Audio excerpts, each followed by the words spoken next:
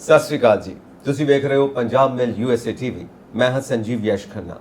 ਤੁਹਾਡਾ ਸਾਰਿਆਂ ਦਾ ਸਵਾਗਤ ਪੰਜਾਬ ਫੋਕਸ ਦੇ ਵਿੱਚ। ਸਟੂਡੀਓਜ਼ ਦੇ ਵਿੱਚ ਮੇਰੇ ਨਾਲ ਮੌਜੂਦ ਨੇ ਬਲਕਾਰ ਸਿੰਘ ਜੀ। हाँ जी, पंजाब मेल USA TV चैनल के प्यारे दर्शकों, निकी जी आन तो सत श्री अकाल। तो मेरे नाल बैठे ने संजीव खन्ना जी।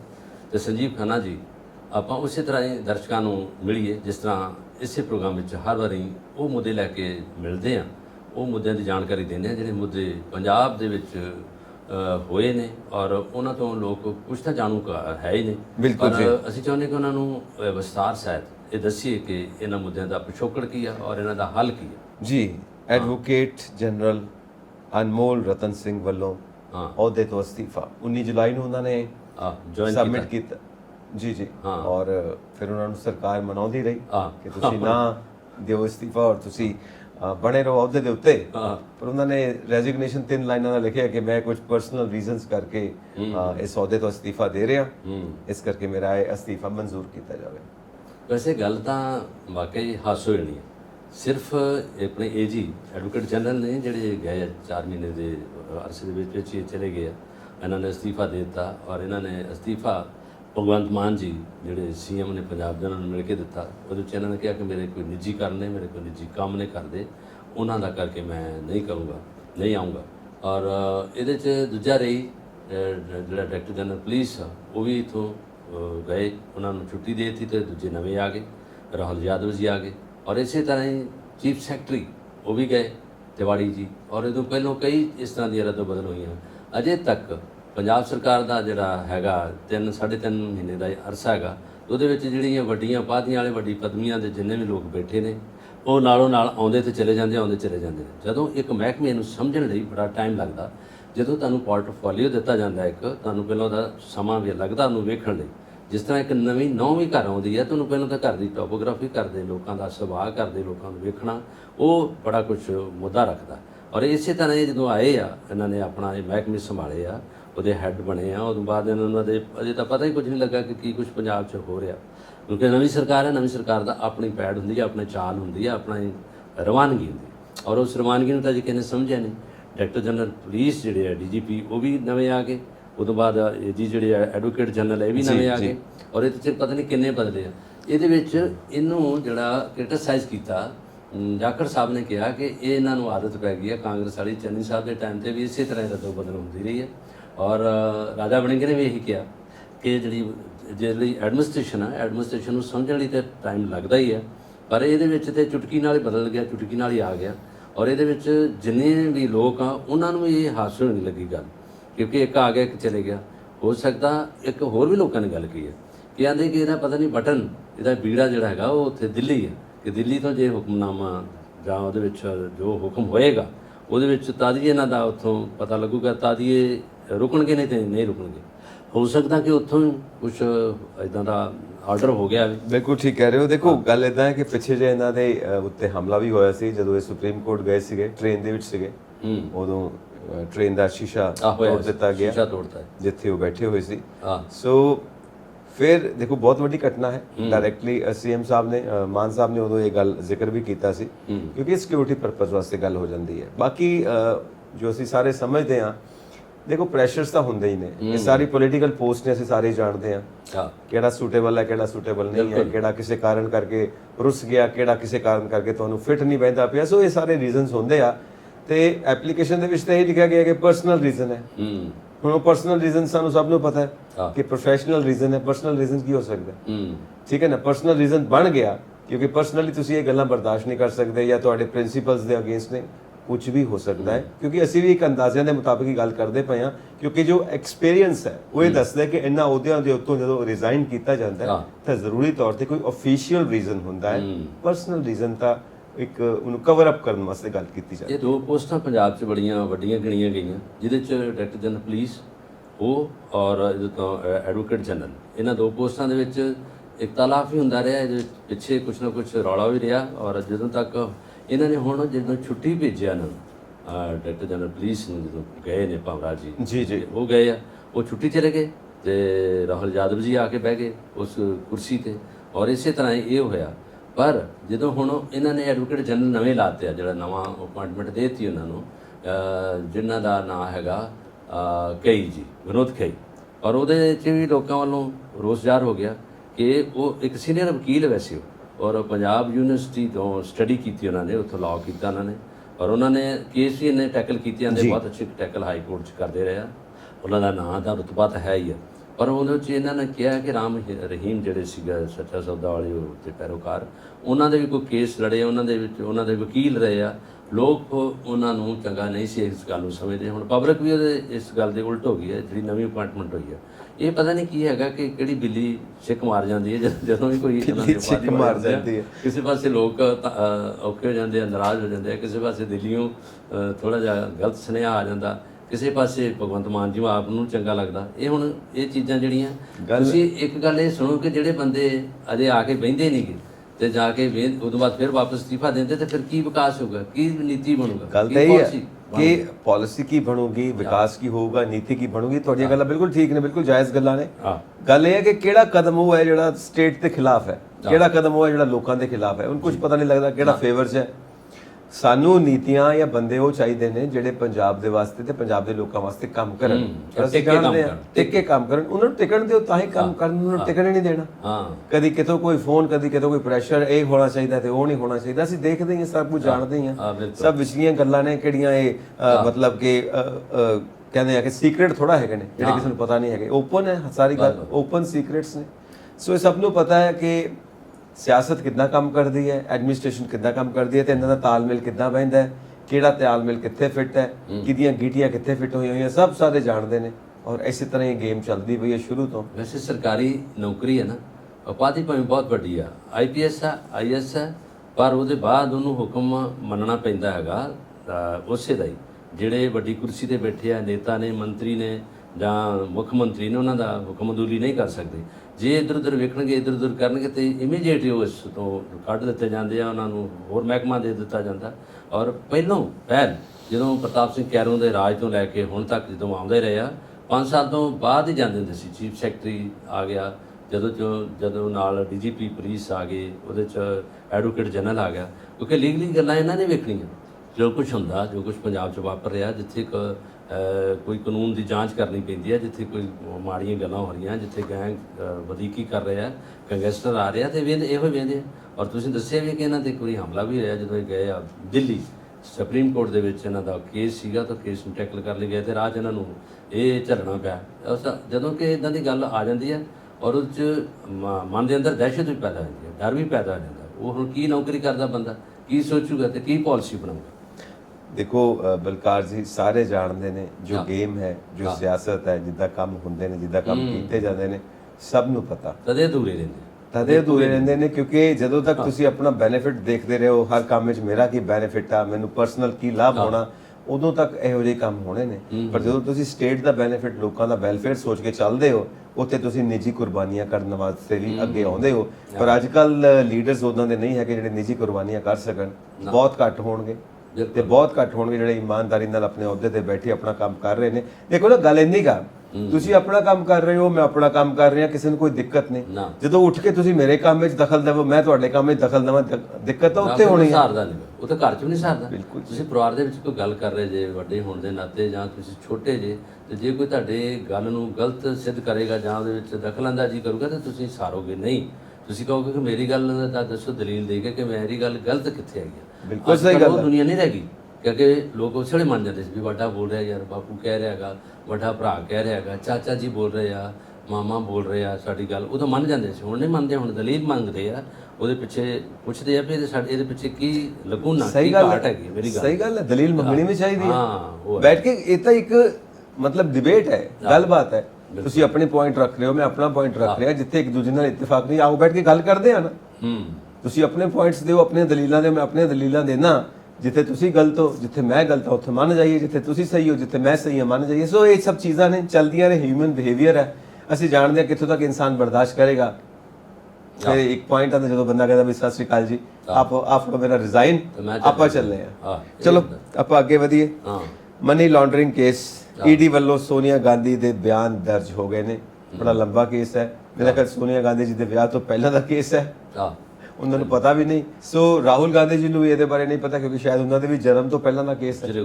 ਸੋ ਇਹ ਸਭ ਗੱਲਾਂ ਦੇਖ ਕੇ ਪਰ ਜੋ ਚੱਲੇ ਆ ਰਹੀ ਰਿਵਾਇਤ ਕੇ ਜੋ ਵੀ ਏਜੰਸੀਜ਼ ਉਹਦੇ ਵਿੱਚ ਇਨਵੋਲਵਡ ਨੇ, ਜੋ ਵੀ ਡਿਪਾਰਟਮੈਂਟਸ ਇਨਵੋਲਵਡ ਨੇ, ਉਹਨਾਂ ਦੇ ਖਿਲਾਫ ਇਨਕੁਆਇਰੀ ਹੈ। ਤਾਂ ਇਸ ਵਕਤ ਜੋ ਹੈਡ ਕਰ ਰਹੇ ਨੇ ਉਹਨਾਂ ਨੂੰ ਪੁੱਛਣਾ ਤਾਂ ਪੈਣਾ ਹੀ ਹੈ ਸਾਰੀਆਂ ਏਜੰਸੀਜ਼ ਨੂੰ। ਤੇ ਇਹ ਪਹਿਲਾਂ ਰਾਹੁਲ ਗਾਂਧੀ ਜੀ ਦਾ ਵੀ ਕਾਫੀ ਡ੍ਰਿਲਿੰਗ ਹੋ ਚੁੱਕੀ ਹੈ ਇਸ ਕੇਸ ਦੇ ਵਿੱਚ। ਹੁਣ ਸੋਨੀਆ ਗਾਂਧੀ ਜੀ ਦੇ ਵੀ ਬਿਆਨ ਦਰਜ ਹੋਏ ਨੇ। ਦੇਖੋ ਸੁਬਰਾਮਨੀਅਮ ਸਵਾਮੀ ਨੇ ਕੇਸ ਦਰਜ ਕੀਤਾ ਤੇ ਕਿੱਥੋਂ ਦੀ ਕਿੱਥੇ ਗੱਲਾਂ ਪਹੁੰਚਦੀਆਂ ਪਈਆਂ ਨੇ। ਪਰ ਬੱਲੇ ਇਹ ਜਿਹੜੀ ਗੱਲ ਹੋਈ ਆ ਜਾਂ ਜਿਹੜੀ ਇਨਕੁਆਇਰੀ ਚੱਲ ਰਹੀ ਹੈ ਈਡੀ ਤੇ ਦਿੱਲੀ ਤੋਂ, ਇਹ 'ਚ ਸਾਰੀ ਜਿਹੜੀ ਕਾਂਗਰਸ ਵੱਲੋਂ, ਕਾਂਗਰਸ ਪਾਰਟੀ ਵੱਲੋਂ ਵਿਰੋਧਤਾ ਤਾਂ ਕੀਤੀ ਗਈ, ਪ੍ਰਦਰਸ਼ਨ ਵੀ ਹੋਇਆ, ਉਸ ਤੋਂ ਬਾਅਦ ਵੀ ਹੋਇਆ। ਔਰ ਰਹੀ ਗੱਲ ਇਹਨਾਂ ਦੇ ਕਾਂਗਰਸ ਦੇ ਜਿਹੜੇ ਨੇਤਾ ਨੇ, ਇਹਨਾਂ ਦੀ ਦੁਆਕਰੀਸੀ ਕਰਨ ਦੀ ਗੱਲ ਉਹਨਾਂ ਨੇ ਕਿਹਾ ਕਿ ਹੱਲਾ ਬੋਲ ਆ ਸਾਡੇ ਤੇ। ਅਸੀਂ ਨਹੀਂ ਹੱਲਾ ਬੋਲਿਆ, ਉਹਨਾਂ ਦਾ ਹੱਲਾ ਬੋਲ ਹੈ ਜੀ। ਗੱਲ ਤਾਂ ਉਹਨਾਂ ਦੀ ਕਿਸੇ ਪੱਖ ਤੋਂ ਦਰੁਸਤ ਵੀ ਹੈਗੀ। ਇਸ ਕਰਕੇ ਕਿ ਜਦੋਂ ਪਹਿਲੋਂ ਇਹਨਾਂ ਨੇ ਰਾਹੁਲ ਗਾਂਧੀ ਨੂੰ ਬੁਲਾਇਆ ਈਡੀ ਨੇ, ਉਹਦੇ ਤੇ ਵੀ ਬਹੁਤ ਲੰਬਾ ਜਿਹੜਾ ਇਨਕੁਆਇਰੀ ਹੋਈ, ਬੜੇ ਕੁਐਸਚਨੇਅਰ ਜਿਹੜੇ ਹੋਏ ਆ, ਜਿਸ 'ਚ ਬੜੇ ਵੱਡੇ ਵੱਡੇ ਪ੍ਰਸ਼ਨ ਪੁੱਛੇ ਗਏ ਆ। ਔਰ ਉਦੋਂ ਬਾਅਦ ਇਹਨਾਂ ਤੇ ਸੋਨੀਆ ਗਾਂਧੀ ਤੇ ਵੀ ਹੋਈ ਆ। ਸੋਨੀਆ ਗਾਂਧੀ ਨੂੰ ਵਿੱਚੋਂ ਨੰਚਲੀ ਬ੍ਰੇਕ ਹੁੰਦੀ ਸੀ, ਬਾਕੀ ਨਹੀਂ। ਔਰ ਉਹਦੇ ਤੇ ਬਿਆਨ ਵੀ ਦਰਜ ਕੀਤੇ ਆ। ਨੈਸ਼ਨਲ ਹੈਰਾਲਡ ਜਿਹੜੀ ਉਹ ਅਖਬਾਰ ਸੀ ਉਹਦੇ ਤੇ।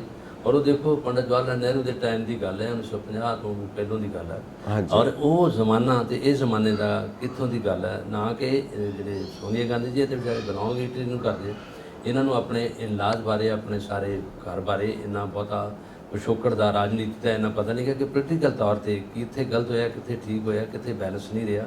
ਉਹ ਗੱਲਾਂ ਇਹਨਾਂ ਕੋਲ ਉਹ ਨਹੀਂ ਹੈਗੀਆਂ, ਕਿਉਂਕਿ ਇਟਲੀ ਦਾ ਕਲਚਰ ਆਪਣਾ ਕਲਚਰ ਹੈ। ਜਦੋਂ ਰਾਜੀਵ ਗਾਂਧੀ ਜੀ ਉੱਥੇ ਸਟੱਡੀ ਲਈ ਗਏ, ਉੱਥੇ ਇਹਨਾਂ ਦਾ ਚਲੋ ਲਾਵਾ ਫੇਰ ਹੈ, ਵਿਆਹ ਹੋ ਗਿਆ। ਔਰ ਉਨੀ ਗੱਲ ਤੁਹਾਡੀ ਵੀ ਸਹੀ ਹੈ ਕਿ ਜਿਹੜਾ ਰਾਹੁਲ ਗਾਂਧੀ ਇਹ ਵੀ ਬਹੁਤ ਛੋਟੀ ਉਮਰ ਦਾ, ਇਹਨਾਂ ਨੂੰ ਇੰਨਾ ਬਹੁਤ ਪਤਾ ਨਹੀਂ ਗਾ। ਖਾਸ ਉਹਨਾਂ ਲੋਕਾਂ ਨੂੰ ਪਤਾ ਹੋਗਾ ਜਿਹੜੇ ਉਸ ਉਮਰ ਦੇ ਨੇ, ਉਸ ਉਮਰ 'ਚ ਜਵਾਨ ਹੋਏ ਆ। ਔਰ ਉਹ ਗੱਲਾਂ ਇਹਨਾਂ ਦੇ ਵਿੱਚ ਨਹੀਂ, ਮੈਂਟਲੀ ਟਾਰਚਰ ਹੋਣ ਦੀ ਗੱਲ ਹੀ ਹੈ ਇਹਨਾਂ ਦੀ, ਕਿ ਉਹਨਾਂ ਹੀ ਹੈ ਕਿ ਮਾਨਸਿਕ ਤੌਰ ਤੇ ਇਹਨਾਂ ਦੀ ਦੁਆਕਰੀਸੀ ਦੀ ਗੱਲ ਜਿਹੜੀ ਹੈਗੀ ਆ। ਔਰ ਇਸ ਤੋਂ ਪਹਿਲਾਂ ਜਿਹੜੇ ਪ੍ਰਿਯੰਕਾ ਦੇ ਹਸਬੈਂਡ ਸੀਗੇ ਵਾਡਰਾ ਜੀ, ਉਹਨਾਂ ਨੂੰ ਵੀ ਬੁਲਾਇਆ ਗਿਆ। ਉਹਨਾਂ ਤੇ ਵੀ ਬੜੇ ਕੇਸ ਚਲਾਏ ਕਿ ਇਹਨਾਂ ਦੇ ਆਹ ਹੈਗਾ, ਇਹਨਾਂ ਕੋਲ ਇੰਨਾ ਕੁ ਪੈਸਾ ਕਿੱਥੋਂ ਆਇਆ, ਮਨੀ ਲਾਂਡਰਿੰਗ ਦਾ ਪੈਸਾ ਆਇਆ, ਕਿੱਧਰੋਂ ਆਇਆ। ਔਰ ਉਦੋਂ ਬਾਅਦ ਕੋਈ ਫਾਲੋਅਪ ਨਹੀਂ ਹੋਇਆ, ਕੋਈ ਪਤਾ ਨਹੀਂ। ਉਹ ਵਾਡਰਾ ਜੀ ਬਾਹਰ ਘੁੰਮ ਰਿਹਾ, ਉਹਨਾਂ ਦੀ ਉੱਦਾਂ ਚੱਲ ਰਹੀ ਬਿਜ਼ਨਸ ਉੱਦਾਂ ਦਾ ਹੋ ਗਿਆ। ਪੀ ਚਿਦੰਬਰਮ ਤੇ ਵੀ ਇਹੀ ਰਿਹਾ, ਉਹ ਕਿਉਂਕਿ ਫਾਈਨਾਂਸ ਮਿਨਿਸਟਰ ਹੈ। ਹੁਣ ਇਹ ਲੜੀ ਇਸੇ ਤਰ੍ਹਾਂ ਚੱਲਦੀ ਰਹੀ ਹੈ। ਇਹਦੇ 'ਚ ਇਹ ਨਹੀਂ ਕਿਹਾ ਕਿ ਬਹੁਤੀ ਜਨਤਾ ਕਾਂਗਰਸ ਨੂੰ ਬਹੁਤਾ ਫੇਵਰੇਬਲ ਆ ਜਾਂ NDA ਦੇ ਅਗੇਂਸਟ ਚੱਲ ਰਹੀ ਹੈ। ਗੱਲ ਇਹ ਹੈਗੀ ਆ ਕਿ ਜਿਨ੍ਹਾਂ ਕੋਲ ਪਾਵਰ ਆ, ਹੈ ਨਾ, ਜਿਹਦੇ ਕੋਲ ਪਾਵਰ ਆ, ਜਿਹਦਾ ਡੰਡਾ ਵਾ, ਜਿਹਦੇ ਕੋਲ ਹੁਕਮ ਆ, ਜਿਹਦੇ ਕੋਲ ਜੁਡੀਸ਼ਰੀ ਆ, ਜਿਹਦੇ ਕੋਲ ਸਾਰਾ ਕੁਝ ਹੈ, ਉਹਦਾ ਹੀ ਚੱਲੂਗੀ। ਉਹ ਹੁਣ ਹੌਲੀ ਲੋਕਾਂ ਦੇ ਨਜ਼ਰ 'ਚ ਆ ਗਈ ਗੱਲ ਵੀ ਹੱਲਾ ਬੋਲ ਇਹਨਾਂ ਵੱਲੋਂ ਨਹੀਂ ਹੈਗਾ, ਕਾਂਗਰਸ ਵੱਲੋਂ ਨਹੀਂ, ਹੱਲਾ ਬੋਲ ਇਹਨਾਂ ਤੇ ਹੋ ਗਿਆ। ਹੱਲਾ ਬੋਲ ਮਤਲਬ ਹਮਲਾ ਹੋ ਗਿਆ। ਦੇਖੋ ਨਾ, ਜਿਨ੍ਹਾਂ ਇਹਨਾਂ 'ਚ ਜਾਨੀ ਵਾਲੀ ਤੇ ਕੋਈ ਨੁਕਸਾਨ ਨਹੀਂ ਹੋਗਾ, ਪਰ ਮੈਂਟਲੀ ਤਾਂ ਹੈ। ਕਰੈਕਟਰ ਅਸੈਸੀਨੇਸ਼ਨ ਵੀ ਹੈਗਾ ਨਾਲ, ਨਹੀਂ ਪੈਣਾ। ਕਰੈਕਟਰ ਦੇ ਉੱਤੇ ਵੀ ਗੱਲ ਆਉਂਦੀ ਹੈ, ਕਰੈਕਟਰ ਅਸੈਸੀਨੇਸ਼ਨ ਵੀ ਨਾਲ ਹੁੰਦਾ ਹੈ। ਤੇ ਤੁਸੀਂ ਵਾਡਰਾ ਸਾਹਿਬ ਦੀ ਗੱਲ ਕੀਤੀ ਹੈ, ਤੇ ਪ੍ਰਿਯੰਕਾ ਵਾਡਰਾ ਨੇ ਵੀ ਤੇ ਇਹ ਗੱਲ ਕਹੀ ਹੈ ਕਿ ਤਾਨਾਸ਼ਾਹ ਮੋਦੀ ਸਰਕਾਰ ਵਿਰੋਧੀਆਂ ਤੇ ਘੱਟ ਗਿਣਤੀਆਂ ਨੂੰ ਦਬਾਉਣ ਵਿੱਚ ਲੱਗੀ ਹੋਈ ਹੈ। ਹਾਂ, ਉਹਨਾਂ ਨੇ ਕਿਹਾ ਕਿ ਡਿਕਟੇਟਰਸ਼ਿਪ ਹੈ, ਇਹਨਾਂ ਦੀ ਅਦਾਰੇਦਾਰੀ ਹੈ। ਇਹਦੇ ਵਿੱਚ ਸਾਨੂੰ ਜਿਹੜਾ ਉਹ ਬਹੁਤ ਦਬਲਿਆ ਗਿਆ, ਪੰਜਾਬੀ 'ਚ ਦਬਲਿਆ ਗਿਆ ਜਾਂ ਦਬਾਅ ਪਾਤਾ, ਜਦੋਂ ਪ੍ਰੈਸ਼ਰਾਈਜ਼ਡ ਕਰ ਦਿੱਤਾ। ਤੇ ਉਸੇ ਕਰਕੇ ਇਹਨਾਂ ਨੂੰ ਇਦਾਂ ਦੇ ਸਵਾਲ ਪੁੱਛੇ ਜਾਂਦੇ ਆ, ਕਿਉਂਕਿ ਜਿਹੜੀ ਹੁਣ ਮੰਨ ਲਓ ਜਿਹੜੀ ਮਸ਼ੀਨਰੀ ਸਰਕਾਰੀ ਹੈ, ਜਿਹੜੀ ਮਸ਼ੀਨਰੀ ਚੱਲਦੀ ਸਰਕਾਰ ਦੇ ਆਖੇ ਆ, ਜਿੱਥੇ ਤੇਲ ਹੀ ਸਰਕਾਰ ਪਾਉਂਦੀ ਆ, ਉਹ ਮਸ਼ੀਨਰੀ ਚੱਲ ਕੇ ਤੇ ਕੀ ਕਰੂਗੀ? ਉਹ ਖੇਤ ਉਹੀ ਵਾਹੂਗੀ ਜਿਹੜੇ ਖੇਤ ਉਹਨਾਂ ਦੇ ਆ, ਜਿਹੜੇ ਉਹਨਾਂ ਦੇ ਆਪਣੀ ਉਪਜਾਊ ਸ਼ਕਤੀ ਆ, ਆਪਣੀ ਜ਼ਮੀਨ।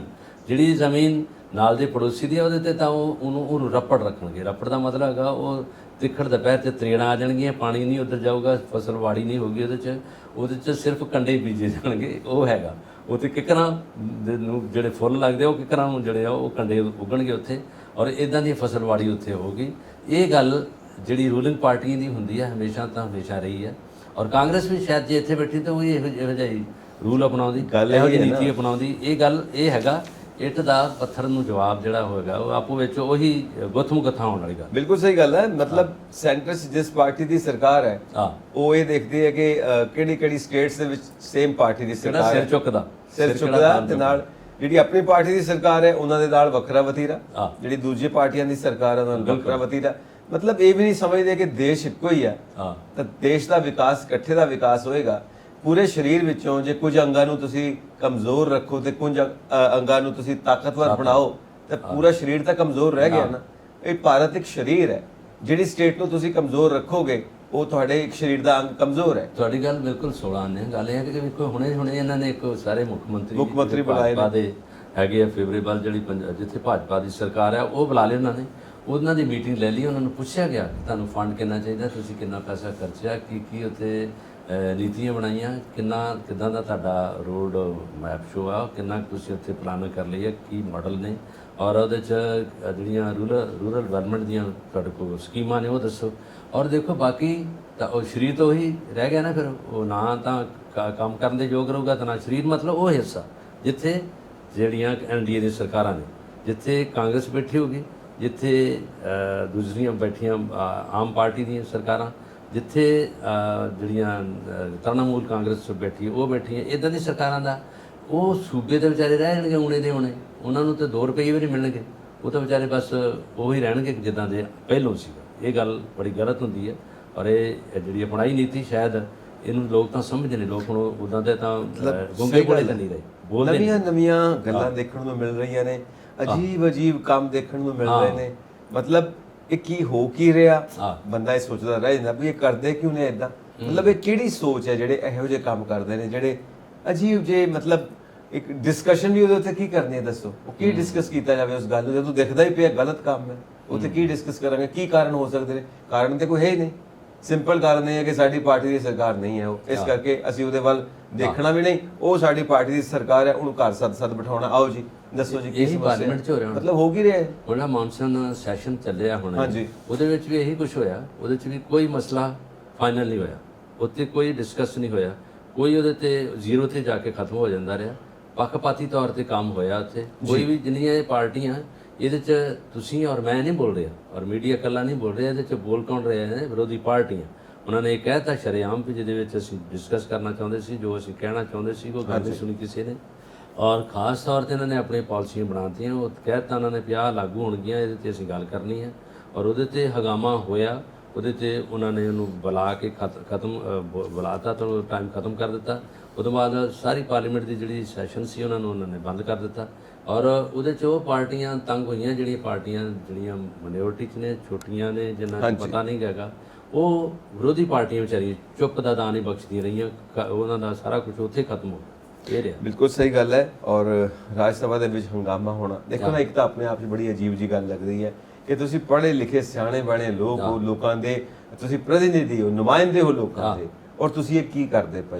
ਕਹਿੰਦੇ ਨੇ ਕਿ ਇਹ ਕਿਤਾਬ ਦਾ ਇੰਡੈਕਸ ਦੇਖ ਕੇ ਪਤਾ ਲੱਗਦਾ ਕਿਤਾਬ ਕਿਸ ਲੈਵਲ ਦੀ, ਕਿਤਾਬ ਦੇ ਵਿੱਚ ਕੀ ਹੈ। ਹੁਣ ਤੁਸੀਂ ਤਤਕਰਾ ਕਹਿੰਦੇ ਪੰਜਾਬੀ, ਜਿੱਥੇ ਲਿਖਿਆ ਹੁੰਦਾ ਵੀ ਕਿਹੜਾ ਭਾਗ ਤੇ ਕਿਹੜੇ ਨੰਬਰ ਤੇ ਕਿਹੜਾ ਲੈਸਨ, ਔਰ ਉਹਦੀ ਕੀ ਵਿਆਖਿਆ ਵਾ, ਔਰ ਉਹਦੇ ਤੇ ਕੀ ਲਿਖਿਆ ਗਿਆ, ਉਹ ਤਤਕਰਾ ਹੀ ਆ। ਉਹ ਇਹ ਨੁਮਾਇੰਦੇ ਤਤਕਰਾ ਹੀ ਹੁੰਦੇ ਨੇ, ਪ੍ਰਤੀਨਿਧੀ ਜਿਹੜੇ ਨੇ ਸਾਡੇ ਤਤਕਰਾ ਹੁੰਦੇ ਨੇ। ਇਹਦੀ ਭੂਮਿਕਾ ਵੀ ਹੁੰਦੀ ਹੈ। ਹੁਣ ਜੇ ਇਹ ਕਿਤਾਬ ਦੀ ਸਾਡੇ ਤਤਕਰਾ ਹੀ ਇਦਾਂ ਦਾ ਹੈ, ਜੇ ਇੰਡੈਕਸ ਹੀ ਇਦਾਂ ਦਾ, ਤੇ ਬਾਕੀ ਬੁੱਕ ਕੀ ਹੋਏਗੀ? ਮਤਲਬ ਤੁਸੀਂ ਕਮ ਸੇ ਕਮ ਇੰਨਾ ਖਿਆਲ ਤਾਂ ਰੱਖੋ ਕਿ ਤੁਹਾਨੂੰ ਚੁਣ ਕੇ ਭੇਜਿਆ ਲੋਕਾਂ ਨੇ, ਤੁਸੀਂ ਲੋਕਾਂ ਦੇ ਉੱਤੇ ਰਿਪਰੈਜ਼ੈਂਟੇਟਿਵ ਹੋ, ਔਰ ਤੁਸੀਂ ਆਪ ਕਿੱਦਾਂ ਦੀਆਂ ਹਰਕਤਾਂ ਕਰਦੇ ਹੋ ਕਿ ਤੁਹਾਨੂੰ ਬਾਹਰ ਕੱਢਣਾ ਪੈਂਦਾ ਪਿਆ, ਮਾਰਸ਼ਲ ਨੂੰ ਬੁਲਾਉਣਾ ਪੈਂਦਾ। ਕੀ ਹੋ ਕੀ ਰਿਹਾ? ਮਤਲਬ ਗੱਲ ਇੰਨੀ ਕੀ ਆ ਕਿ ਜਾਂ ਤੇ ਮੈਚਿਓਰਿਟੀ ਇਮੈਚਿਓਰ ਹੈ, ਜਾਂ ਇਹ ਲੋਕ ਉਸ ਲੈਵਲ ਤੱਕ ਮੈਚਿਓਰ ਨਹੀਂ ਕਿ ਦੇ ਡੂ ਨਾਟ ਨੋ ਕਿ how to behave in a parliament. ਮਤਲਬ ਕਿੱਦਾਂ ਤੁਸੀਂ ਪਾਰਲੀਮੈਂਟ, ਤੁਹਾਡਾ ਇਹ ਬਿਹੇਵੀਅਰ ਕਿੱਦਾਂ ਹੋ ਸਕਦਾ? ਪੂਰਾ ਦੇਸ਼ ਦੇਖਦਾ। ਅੱਜ ਕੱਲ ਤੇ ਵੀਡੀਓਗ੍ਰਾਫੀ ਹੁੰਦੀ, ਘਰ ਘਰ ਪਹੁੰਚਦੀ ਪਈ ਹੈ, ਵੀਡੀਓ ਲਾਈਵ ਚੱਲਦਾ। ਔਰ ਤੁਹਾਡਾ ਜਿਹੜਾ ਇਹ ਵਤੀਰਾ ਹੈ, ਇਹ ਲੋਕਾਂ ਦੇ ਉੱਤੇ ਕੀ ਅਸਰ ਪਾਏਗਾ ਕਿ ਇਹ ਜਿਹੜੇ ਨੇਤਾ ਨੇ ਜਿਨ੍ਹਾਂ ਨੂੰ ਅਸੀਂ ਚੁਣ ਕੇ ਭੇਜਿਆ, ਇਹ ਇਹਨਾਂ ਦੇ ਸੁਭਾਅ ਨੇ, ਇਹ ਇਦਾਂ ਬਿਹੇਵ ਕਰਦੇ ਨੇ। ਸੋ ਇਹ ਸਾਰੀਆਂ ਗੱਲਾਂ ਦੇਖਣ ਵਾਲੀਆਂ ਨੇ। ਕਮ ਸੇ ਕਮ ਬੰਦੇ ਨੂੰ ਆਪਣੀ ਅਹੁਦੇ ਦੀ ਇੱਕ ਡਿਗਨਿਟੀ ਬਣਾ ਕੇ ਰੱਖਣੀ ਚਾਹੀਦੀ ਹੈ। ਜਿਹੜਾ ਸੈਸ਼ਨ ਜੋ ਇਮਾਰਤ ਅੰਗਰੇਜ਼ ਬਣਾ ਗਿਆ ਪਾਰਲੀਮੈਂਟ ਦੀ, ਉਹ ਬੜੀ ਆਲੀਸ਼ਾਨ ਔਰ ਬੜੀ ਉਹਦਾ ਇਮਾਰਤੀ ਹੁਨਰ ਬਹੁਤ ਅੱਛਾ।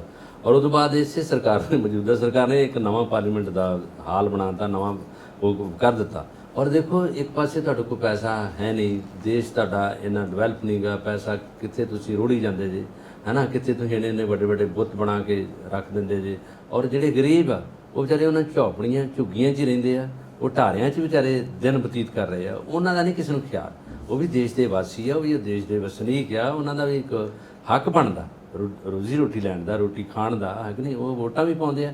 ਵੋਟਾਂ ਲੈ ਕੇ ਫਿਰ ਤੁਸੀਂ ਗੁੰਗੇ ਬੋਲੇ ਹੋ ਜਾਂਦੇ, ਤੇ ਫਿਰ 5 ਸਾਲ ਤੁਹਾਨੂੰ ਕੋਈ ਮਤਲਬ ਨਹੀਂ ਗਾ ਉਹਨਾਂ ਦਾ ਕੋਈ ਸਲਾਹ ਲੈਣ ਦਾ, ਉਹਨਾਂ ਨੂੰ ਪੁੱਛਣ ਦਾ, ਹੈ ਨਾ। ਉਹਨਾਂ ਨੂੰ ਪੁੱਛਣਾ ਰੋਟੀ ਖਾਧੀ, ਪਾਣੀ ਪੀਤਾ ਕਿ ਨਹੀਂ ਪੀਤਾ। ਉਹ ਪੈਸੇ ਕਹਿੰਦੇ ਆ ਵੀ ਘਰ ਘਰ ਜਾ ਲੈ, ਘਰ ਘਰ ਰੋਟੀ ਹੈ, ਘਰ ਘਰ ਸਾਰਾ ਕੁਝ ਹੈਗਾ। ਪਰ ਇਹ ਸਿਰਫ ਨਾਅਰੇਬਾਜ਼ੀ ਆ। ਔਰ ਇਹਦੇ ਵਿੱਚ ਫੋਕਾ ਸਾਰਾ ਕੁਝ ਪ੍ਰਚਾਰ ਉਹਨਾਂ ਦਾ ਖਿਆਲ ਉਦੋਂ ਹੁੰਦਾ ਕਿ ਜਦੋਂ ਉਹਨਾਂ ਕੋਲੋਂ ਵੋਟਾਂ ਪਵਾਉਣੀਆਂ। ਵਾਹ, ਔਰ ਦੇਖੋ ਉਹਨਾਂ ਨੂੰ ਹੱਕ ਤਾਂ ਦਿੱਤਾ ਹੋਇਆ ਨਾ, ਵੋਟ ਪਾਉਣ ਦਾ ਹੱਕ ਤਾਂ ਦਿੱਤਾ ਹੋਇਆ ਨਾ, ਬਾਕੀ ਕਿਸੇ ਚੀਜ਼ ਦਾ ਹੱਕ ਦਿਓ ਨਾ ਦਿਓ, ਕਿੱਡਾ ਵੱਡਾ ਹੱਕ ਦਿੱਤਾ ਹੋਇਆ, ਖੁੱਲ੍ਹੇਆਮ ਦਿੱਤਾ ਹੋਇਆ। ਸੋ ਇਹ ਕੰਮ ਹੋ ਰਹੇ ਨੇ, ਮਤਲਬ ਹੁਮਾ ਕੇ ਵੋਟਾਂ ਪਾਓ, ਸਾਨੂੰ ਹੁਮਾ ਕੇ ਵੋਟਾਂ ਪਾਓ, ਆਪਣੇ ਵੋਟ ਦਾ ਸਹੀ ਇਸਤੇਮਾਲ ਕਰੋ, ਔਰ ਉਹ ਸਹੀ ਇਸਤੇਮਾਲ ਹੈ ਕਿ ਸਾਨੂੰ ਵੋਟ ਦੇ ਦਿਓ। ਹੁਣ ਕਹਿੰਦੇ ਲੋਕਤੰਤਰ ਡਿਕਟੇਟਰਸ਼ਿਪ ਨਹੀਂ, ਉਦੋਂ ਤਾਂ ਲੋਕਤੰਤਰ ਦਾ ਨਾਰਾ ਹੁੰਦਾ, ਤੇ ਜਦੋਂ ਕੁਰਸੀ ਤੇ ਬਹਿ ਜਾਂਦੇ ਫਿਰ ਡਿਕਟੇਟਰਸ਼ਿਪ। ਔਰ ਇਹੀ ਕੁਝ ਅਸੀਂ ਭੁਗਤਦੇ ਪਏ ਆ, ਬੜੇ ਸਾਲ ਹੋ ਗਏ ਨੇ, ਪਤਾ ਨਹੀਂ ਹੁਣ ਨਵੀਂ ਚੀਜ਼ ਕਿਵੇਂ ਆਏਗੀ, ਨਵਾਂ ਸੂਰਜ ਕਦੋਂ ਉੱਗੂਗਾ ਤੇ ਕਦੋਂ ਸਾਰਿਆਂ ਦੀ ਜ਼ਿੰਦਗੀ ਦੀ ਕਾਇਆ ਪਲਟ ਹੋਏਗੀ। ਚਲੋ ਆਪਾਂ ਅੱਗੇ ਵਧਦੇ ਹਾਂ ਜੀ। ਜੀ ਜ਼ਰੂਰ। ਕਹਿੰਦੇ ਨੇ ਕਿ ਕੇਂਦਰੀ ਏਜੰਸੀਆਂ ਦੀ ਦੁਰਵਰਤੋਂ ਸੰਬੰਧੀ ਵਿਰੋਧੀ ਧਿਰ ਵੱਲੋਂ ਰਾਸ਼ਟਰਪਤੀ ਨੂੰ ਦਿੱਤਾ ਗਿਆ ਇੱਕ ਸਾਂਝਾ ਪੱਤਰ। ਕਪਿਲ ਸਿੱਬਲ ਜੀ ਨੇ ਕਿਹਾ ਸੀਗਾ ਕਿ ਪਾਰਲੀਮੈਂਟ ਦੇ ਵਿੱਚ ਨਾ ਕਮ ਸੇ ਕਮ ਇੱਕ ਦਿਨ ਫਿਕਸ ਕਰ ਦਿਓ ਵਿਰੋਧੀ ਧਿਰਾਂ ਵਾਸਤੇ, ਤਾਂ ਕਿ ਉਹ ਆਪਣੀ ਗੱਲ ਕਹਿ ਸਕਣ, ਕਿਉਂਕਿ ਇੱਥੇ ਮੈਜੋਰਿਟੀ ਅਸੀਂ ਆਪਣੀ ਗੱਲ ਕਹਿ ਹੀ ਨਹੀਂ ਸਕਦੇ, ਚੁੱਪ ਕਰਾ ਦਿੱਤੇ ਜਾਂਦੇ ਆ। ਹੁਣ ਗਏ ਨੇ ਰਾਸ਼ਟਰਪਤੀ ਸਾਹਿਬਾਂ ਕੋਲ, ਨਵੇਂ ਨਵੇਂ ਆਏ ਨੇ, ਸ਼ਾਇਦ ਗੱਲ ਸੁਣੀ ਜਾਵੇ, ਉਹਨਾਂ ਨੂੰ ਜਾ ਕੇ ਕੰਮ ਸੌਂਪ ਦਿੱਤਾ ਕਿ ਆ ਲੋ ਫੜੋ ਗੱਲ ਤੇ ਆ ਸਾਡੀ ਸਮੱਸਿਆ, ਇਹਨੂੰ ਕਰੋ ਹੱਲ। ਹੁਣ ਤੁਸੀਂ ਕੀ ਸਮਝਦੇ ਹੋ ਕਿ ਜੋ ਸਾਡਾ ਫੈਡਰਲ ਸਟਰਕਚਰ ਹੈ, ਕਨਸਟੀਟਿਊਸ਼ਨ ਹੈ, ਉਹਦੇ ਮੁਤਾਬਿਕ ਰਾਸ਼ਟਰਪਤੀ ਕੋਲ ਕਿੰਨੀਆਂ ਪਾਵਰਸ ਹੁੰਦੀਆਂ ਨੇ ਕਿ ਡਾਇਰੈਕਟਲੀ ਦਖਲ ਦੇ ਸਕਣ ਇਸ ਕੰਮ ਦੇ ਵਿੱਚ? ਹਾਂ, ਇਹ ਜਿਹੜਾ ਹੁਣ ਦਿੱਤਾ ਨਾ ਕਿ ਜਿਹੜੀਆਂ ਏਜੰਸੀਆਂ ਸੈਂਟਰ ਦੀਆਂ ਹੈਗੀਆਂ, ਕੇਂਦਰ ਦੀਆਂ ਏਜੰਸੀਆਂ, ਉਹ ਦਖਲ ਅੰਦਾਜ਼ੀ ਜ਼ਿਆਦਾ ਕਰ ਰਹੀਆਂ, ਔਰ ਉਹ ਇੱਕ ਫੇਵਰ 'ਚ ਆ ਕੇ ਕੰਮ ਕਰ ਰਹੀਆਂ, ਨਾ ਕਿ ਉਹਦੇ ਵਿੱਚ ਜਿਹੜਾ ਉਹ ਨਿਰਪੱਖ ਤੌਰ 'ਤੇ ਨਹੀਂ ਡਿਸੀਜਨ ਹੋ ਰਹੇ। ਔਰ ਉਹਨਾਂ ਨੇ ਇਹ ਵਿਰੋਧੀ ਪਾਰਟੀਆਂ ਨੇ ਕਿਹਾ, ਔਰ ਉਹਨਾਂ ਨੇ ਮੈਮੋਰੈਂਡਮ ਬਣਾ ਕੇ ਪੇਸ਼ ਕੀਤਾ ਪੱਤਰ ਦੇ ਰਾਹੀਂ ਰਾਸ਼ਟਰਪਤੀ ਸਾਹਿਬ ਨੂੰ, ਔਰ ਉਹਨਾਂ ਨੇ ਕਿਹਾ ਕਿ ਇੱਥੇ ਅਮਲ ਫਰਮਾਓ ਔਰ ਸਾਨੂੰ ਦੱਸੋ ਕਿ ਇਹਦੇ 'ਤੇ ਜਿਹੜੀਆਂ ਏਜੰਸੀਆਂ ਕਿਉਂ ਇਸ ਪਾਸੇ ਨੂੰ ਜਾ ਰਹੀਆਂ, ਜਿਹਦੇ 'ਚ CBI ਹੋ ਸਕਦੀ ਹੈ, ਜਿਹਦੇ 'ਚ ਤੁਹਾਡੇ ਕੋਲ ਜਿਹੜੀਆਂ ਬਾਕੀ ਜੁਡੀਸ਼ਰੀ ਹੈ, ਜਿਸ 'ਚ ਸੁਪਰੀਮ ਕੋਰਟ ਆ, ਹਾਈ ਕੋਰਟ ਆ, ਸੈਸ਼ਨ ਕੋਰਟ ਆ, ਛੋਟੀਆਂ ਅਦਾਲਤਾਂ ਵਾ, ਜਿਹੜੀਆਂ ਲੋਕਾਂ ਨੂੰ ਕਾਨੂੰਨ ਦੇਣੀਆਂ, ਕਾਨੂੰਨ ਦਾ ਨਿਆਂ ਕਰਕੇ ਦੇਣੀਆਂ, ਜਸਟਿਸ ਸਿਖਾਉਂਦੀਆਂ ਕਿੱਥੇ ਕਿੱਥੇ ਹੈਗਾ। ਔਰ ਉਹਦੇ 'ਚ ED ਦਾ ਵੀ ਆ ਰਿਹਾ, ਜਿਸ 'ਚ ਆ ਰਿਹਾ ਕਿ ਉਹ ਕਿਸ ਤਰ੍ਹਾਂ ਲੋਕਾਂ ਨਾਲ ਬਿਹੇਵ ਹੋ ਰਿਹਾ, ਨੇਤਾ ਨਾਲ ਕੀ ਬਿਹੇਵ ਹੋ ਰਿਹਾ, ਕਿਉਂਕਿ ਇੱਕ ਆਪਾਂ ਹੁਣੇ ਪੁਆਇੰਟ ਡਿਸਕਸ ਕੀਤਾ ਹੀ ਹੈ, ਜਿਹਦੇ 'ਚ ਕਾਂਗਰਸ ਦੇ ਨੇਤਾ ਜਿਹੜੇ ਹੈਗੇ ਆਗੂ, ਉਹਨਾਂ ਨੂੰ ਬੁਲਾ ਰਹੇ, ਉਹਨਾਂ ਦਾ ਇਨਕੁਆਇਰੀ ਹੁੰਦੀ ਹੈ, ਉਹਨਾਂ ਕੋਲ ਸਵਾਲ ਜਵਾਬ ਪੁੱਛਿਆ ਜਾਂਦਾ। ਔਰ ਹੁਣ ਇਹਨਾਂ ਨੇ ਇਹ ਰਾਸ਼ਟਰਪਤੀ ਨੂੰ ਸੌਂਪ ਦਿੱਤਾ ਆਪਣਾ ਮੈਮੋਰੈਂਡਮ, ਉਹਦੇ ਵਿੱਚ ਹੁਣ ਦੇਖੋ ਕਿ ਕੀ ਡਿਸੀਜਨ ਲੈਂਦੇ ਉਹਦੇ 'ਚ, ਔਰ ਉਦੋਂ ਬਾਅਦ ਕਿਸ ਤਰ੍ਹਾਂ ਦੀ ਕਾਨੂੰਨ ਵਿਵਸਥਾ ਬਣਾਉਂਦੇ ਆ ਕਿ ਉਹਨਾਂ ਏਜੰਸੀਆਂ ਨੂੰ ਇੱਕ ਇੰਸਟਰਕਸ਼ਨਾਂ ਜਾਣੀਆਂ ਚਾਹੀਦੀਆਂ ਪੁਆਇੰਟ ਟੂ ਪੁਆਇੰਟ, ਕਿ ਜਿਹੜੇ ਵੀ ਲੋਕਾਂ 'ਤੇ ਕੋਈ ਇਸ ਤਰ੍ਹਾਂ ਦਾ ਕੋਈ ਮਾਰੂ ਜਿਹੜਾ ਡਿਸੀਜਨ ਹੁੰਦਾ, ਜਿਸ 'ਤੇ ਨੁਕਸਾਨ ਹੁੰਦਾ ਉਹਨਾਂ ਦਾ, ਔਰ ਉਹਨਾਂ ਮੈਂਟਲੀ ਉਹ ਅਪਸੈਟ ਰਹਿੰਦੇ ਆ, ਉਹ ਤਰੀਕੇ ਨਾਲ ਉਹਨੂੰ ਨਜਿੱਠਿਆ ਜਾਵੇ, ਤਾਂ ਕਿ ਸਾਰੇ ਲੋਕ ਜਿਹੜੇ ਆ ਭਾਰਤ ਦੀ ਆਜ਼ਾਦੀ ਨੂੰ ਮਾਣ ਸਕਣ। ਔਰ ਤਦੇ ਕਰਕੇ ਵੀ ਹੁੰਦਾ ਕਿ ਜਿਹੜੇ ਕੁਰਸੀ 'ਤੇ ਬੈਠੇ ਆ, ਉਹਨਾਂ ਦੀ ਤੇ ਫੇਵਰ 'ਚ ਏਜੰਸੀਆਂ ਕਰਨਗੀਆਂ ਗੱਲਾਂ, ਉਹਨਾਂ ਨੂੰ ਡਿਸੀਜਨ ਲੈ ਕੇ ਦੇਣਗੀਆਂ, ਉਹਨਾਂ ਦੇ ਵਿੱਚ ਗੱਲ ਕਰਨਗੀਆਂ, ਔਰ ਜਿਹੜੇ ਲੋਕ ਵਿਚਾਰੇ ਦੂਜੇ ਪਾਸੇ ਬੈਠੇ ਆ, ਉਹ ਮੁੜ ਕੇ ਪਿਸ ਰਹੇ ਆ ਇਸ ਸਾਰੀ ਵਿਵਸਥਾ 'ਚ।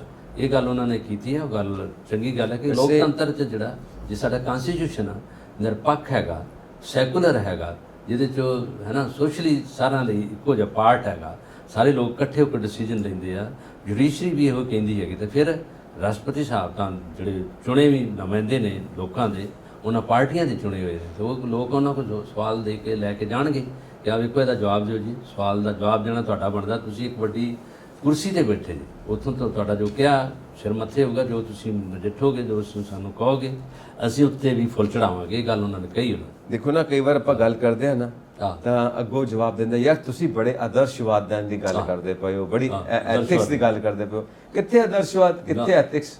ਕਮਾਲ ਹੋ ਗਈ, ਕਿਉਂ ਨਹੀਂ ਹੁੰਦਾ? ਐਥਿਕਸ ਹੋ ਸਕਦੇ ਨੇ, ਆਦਰਸ਼ਵਾਦ ਹੋ ਸਕਦਾ। ਆਦਰਸ਼ਵਾਦ ਹੁੰਦਾ ਕੀ ਹੈ? ਸਹੀ ਨੂੰ ਸਹੀ, ਗਲਤ ਨੂੰ ਗਲਤ, ਗੱਲ ਖਤਮ ਹੋ ਗਈ।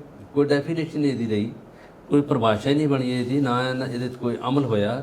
ਇਹ ਸਿਰਫ ਆਪਣੇ ਜੋ ਹੋਇਆ ਤੇ ਕਨਸਟੀਟਿਊਸ਼ਨ 'ਚ ਲਿਖਿਆ ਗਿਆ, ਜਾਂ ਸਾਡੀਆਂ ਜਿਹੜੀਆਂ ਕਿਤਾਬਾਂ ਵਾ, ਜਿਹਨਾਂ ਬੱਚਿਆਂ ਨੂੰ ਅਸੀਂ ਉੱਥੇ ਪੜ੍ਹਾਉਂਦੇ ਹਾਂ, ਉਹ 'ਚ ਅਸੀਂ ਅਨੁਸ਼ਾਸਨ ਦੀ ਗੱਲ ਕਰਦੇ ਹਾਂ, ਡਿਸਪਲਿਨ ਦੀ ਗੱਲ ਕਰਦੇ ਹਾਂ, ਪੰਕਚੁਅਲਿਟੀ ਰਹਿ ਗਈ ਹੈ, ਪਰ ਉਹਦੇ 'ਚ ਕੀ ਹੈ, ਲੈਸਨ ਹੀ ਹੈ ਬੱਚਿਆਂ ਨੂੰ ਸਿਖਾਉਣ ਦੇ। ਬੱਚੇ ਜਦੋਂ ਪੜ੍ਹ ਕੇ ਆਉਂਦੇ ਆ, ਡਿਗਰੀਆਂ ਲੈਂਦੇ ਆ, ਡਿਗਰੀ ਯਾਫਤਾ ਹੋ ਜਾਂਦੇ ਆ, ਫਿਰ ਆ ਕੇ ਸੁਸਾਇਟੀ 'ਚ ਆਉਂਦੇ ਆ, ਉਹ ਕਹਿੰਦੇ ਇੰਨਾ ਕੁਛ ਇੱਥੇ ਜਮ ਘਟਾ, ਇੰਨਾ ਖਲਾਰਾ, ਯਾਰ ਇਹ ਕੀ, ਅਸੀਂ ਇਸ ਦੇਸ਼ 'ਚ ਰਹਿ ਰਹੇ। ਇਹ ਉਹਨਾਂ ਦਾ ਬਿਲਕੁਲ ਸਹੀ ਗੱਲ ਹੈ ਸਵਾਲ। ਔਰ ਬੱਚਿਆਂ ਨੂੰ ਕੀ ਸਿਖਾਉਣਾ ਹੈ? ਬੇਈਮਾਨੀ ਕਿਵੇਂ ਕਰਨੀ ਹੈ, ਮੁਨਾਫਾਖੋਰੀ ਕਿਵੇਂ ਕਰਨੀ ਹੈ, ਝੂਠ ਕਿਵੇਂ ਬੋਲਣਾ ਹੈ, ਲੋਕਾਂ ਨੂੰ ਮੂਰਖ ਕਿਵੇਂ ਬਣਾਉਣਾ ਹੈ, ਦੂਜੇ ਦਾ ਪੈਸਾ ਕਿਵੇਂ ਲੁੱਟਣਾ ਹੈ, ਦੂਜੇ ਦੀ ਜਾਇਦਾਦ ਕਿਵੇਂ ਲੁੱਟਣੀ ਹੈ, ਦੂਜੇ ਦਾ ਹੱਕ ਕਿਵੇਂ ਮਾਰਨਾ, ਇਹ ਟ੍ਰੇਨਿੰਗ ਹੈ। ਇਹ ਕਹਿੰਦੇ ਜੀ ਬਰੀਕੀਆਂ ਹੁੰਦੀਆਂ, ਹਰ ਧੰਦੇ ਦੀਆਂ ਸਿੱਖਣੀਆਂ ਪੈਂਦੀਆਂ ਨੇ, ਇਹ ਬਰੀਕੀਆਂ ਨੇ, ਇਹ ਤਾਂ ਚਲਾਕੀਆਂ ਨੇ, ਸਿੱਧੀ ਸਾਦੀ ਤੁਸੀਂ ਚਲਾਕੀ ਸਿਖਾਉਂਦੇ ਪਏ ਬੱਚਿਆਂ ਨੂੰ। ਸੋ ਕਰੈਕਟਰ ਬਿਲਡ ਅਪ ਹੀ ਨਹੀਂ ਹੋਣ ਦਿੰਦੇ, ਨੈਸ਼ਨਲ ਕਰੈਕਟਰ ਤੁਸੀਂ ਬਣਨ ਨਹੀਂ ਦਿੰਦੇ। ਤੁਸੀਂ ਇੱਕ ਗੱਲ ਦੇਖੋ ਨਾ, ਜਿੰਨੀਆਂ ਵੀ ਆਪਾਂ ਡਿਸਕਸ਼ਨਸ ਕਰਾਂਗੇ ਉਹਦੇ ਵਿੱਚੋਂ ਗੱਲ ਕੀ ਨਿਕਲਦੀ ਹੈ, ਜਾਂ ਤਾਂ ਬੰਦਿਆਂ ਨੂੰ ਸਮਝ ਨਹੀਂ ਹੈਗੀ ਕਿ ਉੱਥੋਂ ਤੱਕ ਉਹਨਾਂ ਦੀ ਬੁੱਧੀ ਦਾ ਵਿਕਾਸ ਹੀ ਨਹੀਂ ਹੋਇਆ ਕਿ ਇਹ ਦੇਸ਼ ਨੂੰ ਚਲਾਉਣਾ ਕਿਵੇਂ ਹੈ, ਜਾਂ ਸਮਾਜ ਨੂੰ ਕਿਵੇਂ ਚਲਾਉਣਾ ਹੈ, ਜਾਂ ਵੱਡੇ ਅਹੁਦੇ ਤੇ ਬਹਿ ਕੇ ਆਪਣੇ ਡਿਪਾਰਟਮੈਂਟ ਨੂੰ ਉਹਨਾਂ ਵੱਡੇ ਅਹੁਦਿਆਂ ਨੂੰ ਚਲਾਉਣਾ ਕਿਵੇਂ, ਜਾਂ ਤਾਂ ਉੱਥੇ ਤੱਕ ਬੁੱਧੀ ਦਾ ਵਿਕਾਸ ਨਹੀਂ ਹੋਇਆ, ਜਾਂ ਫਿਰ ਬੁੱਧੀ ਦਾ ਵਿਕਾਸ ਹੋਇਆ ਤੇ ਉਹਦੇ ਵਿੱਚ ਕਰਪਸ਼ਨ ਹੈ, ਚਲਾਕੀਆਂ ਨੇ, ਕਿ ਜਾਣਦੇ ਬੁੱਝਦੇ ਹੋਏ ਤੁਸੀਂ ਉਹ ਕੰਮ ਕਰਦੇ ਹੋ ਜੋ ਤੁਹਾਨੂੰ ਨਹੀਂ ਕਰਨੇ ਚਾਹੀਦੇ, ਔਰ ਬਾਕੀਆਂ ਦਾ ਤੁਸੀਂ ਬੁਰਾ ਹਾਲ ਕਰਕੇ ਰੱਖ ਦਿੰਦੇ ਹੋ, ਔਰ ਵਧੀਆ ਹਾਲ ਸਿਰਫ ਉਹਨਾਂ ਦਾ ਹੁੰਦਾ ਜਿਹੜੇ ਤੁਹਾਨੂੰ ਬੈਨੀਫਿਟ ਦਿੰਦੇ ਨੇ ਜਾਂ ਜਿਨ੍ਹਾਂ ਕੋਲ ਤੁਸੀਂ ਬੈਨੀਫਿਟ ਲੈਣਾ ਹੈ, ਤੇ ਬਾਕੀ ਕਿੱਥੇ ਜਾਣ?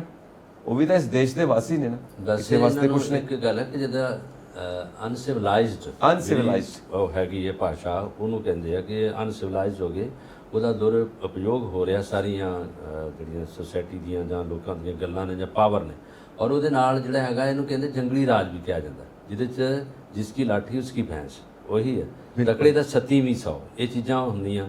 ਜੇ ਤਾਂ ਉੱਦਾਂ ਤਾਂ ਉਹ ਜਿਹੜਾ ਉਹ 140 ਰੁਪਏ ਬਣ ਗਏ, 7 14 140 20 50 100 ਹੁੰਦਾ, ਪਰ ਤਕੜੇ ਦਾ 37ਵੀਂ 100 ਹੁੰਦਾ, ਉਹ ਇਹ ਹੈ 20 ਗੁਣਾ 7 100 ਉਹਦਾ ਉੱਪਰ ਹੁੰਦਾ। ਇਸੇ ਕਰਕੇ ਉੱਪਰ ਹੁੰਦਾ ਕਿ ਉਹਦੇ ਕੋਲ ਪਾਵਰ, ਉਹਦੇ ਕੋਲ ਲਾਠੀ ਹੈ, ਉਹਦੇ ਕੋਲ ਸਾਰਾ ਧੱਕਾ ਮੁੱਕੀ ਹੈ।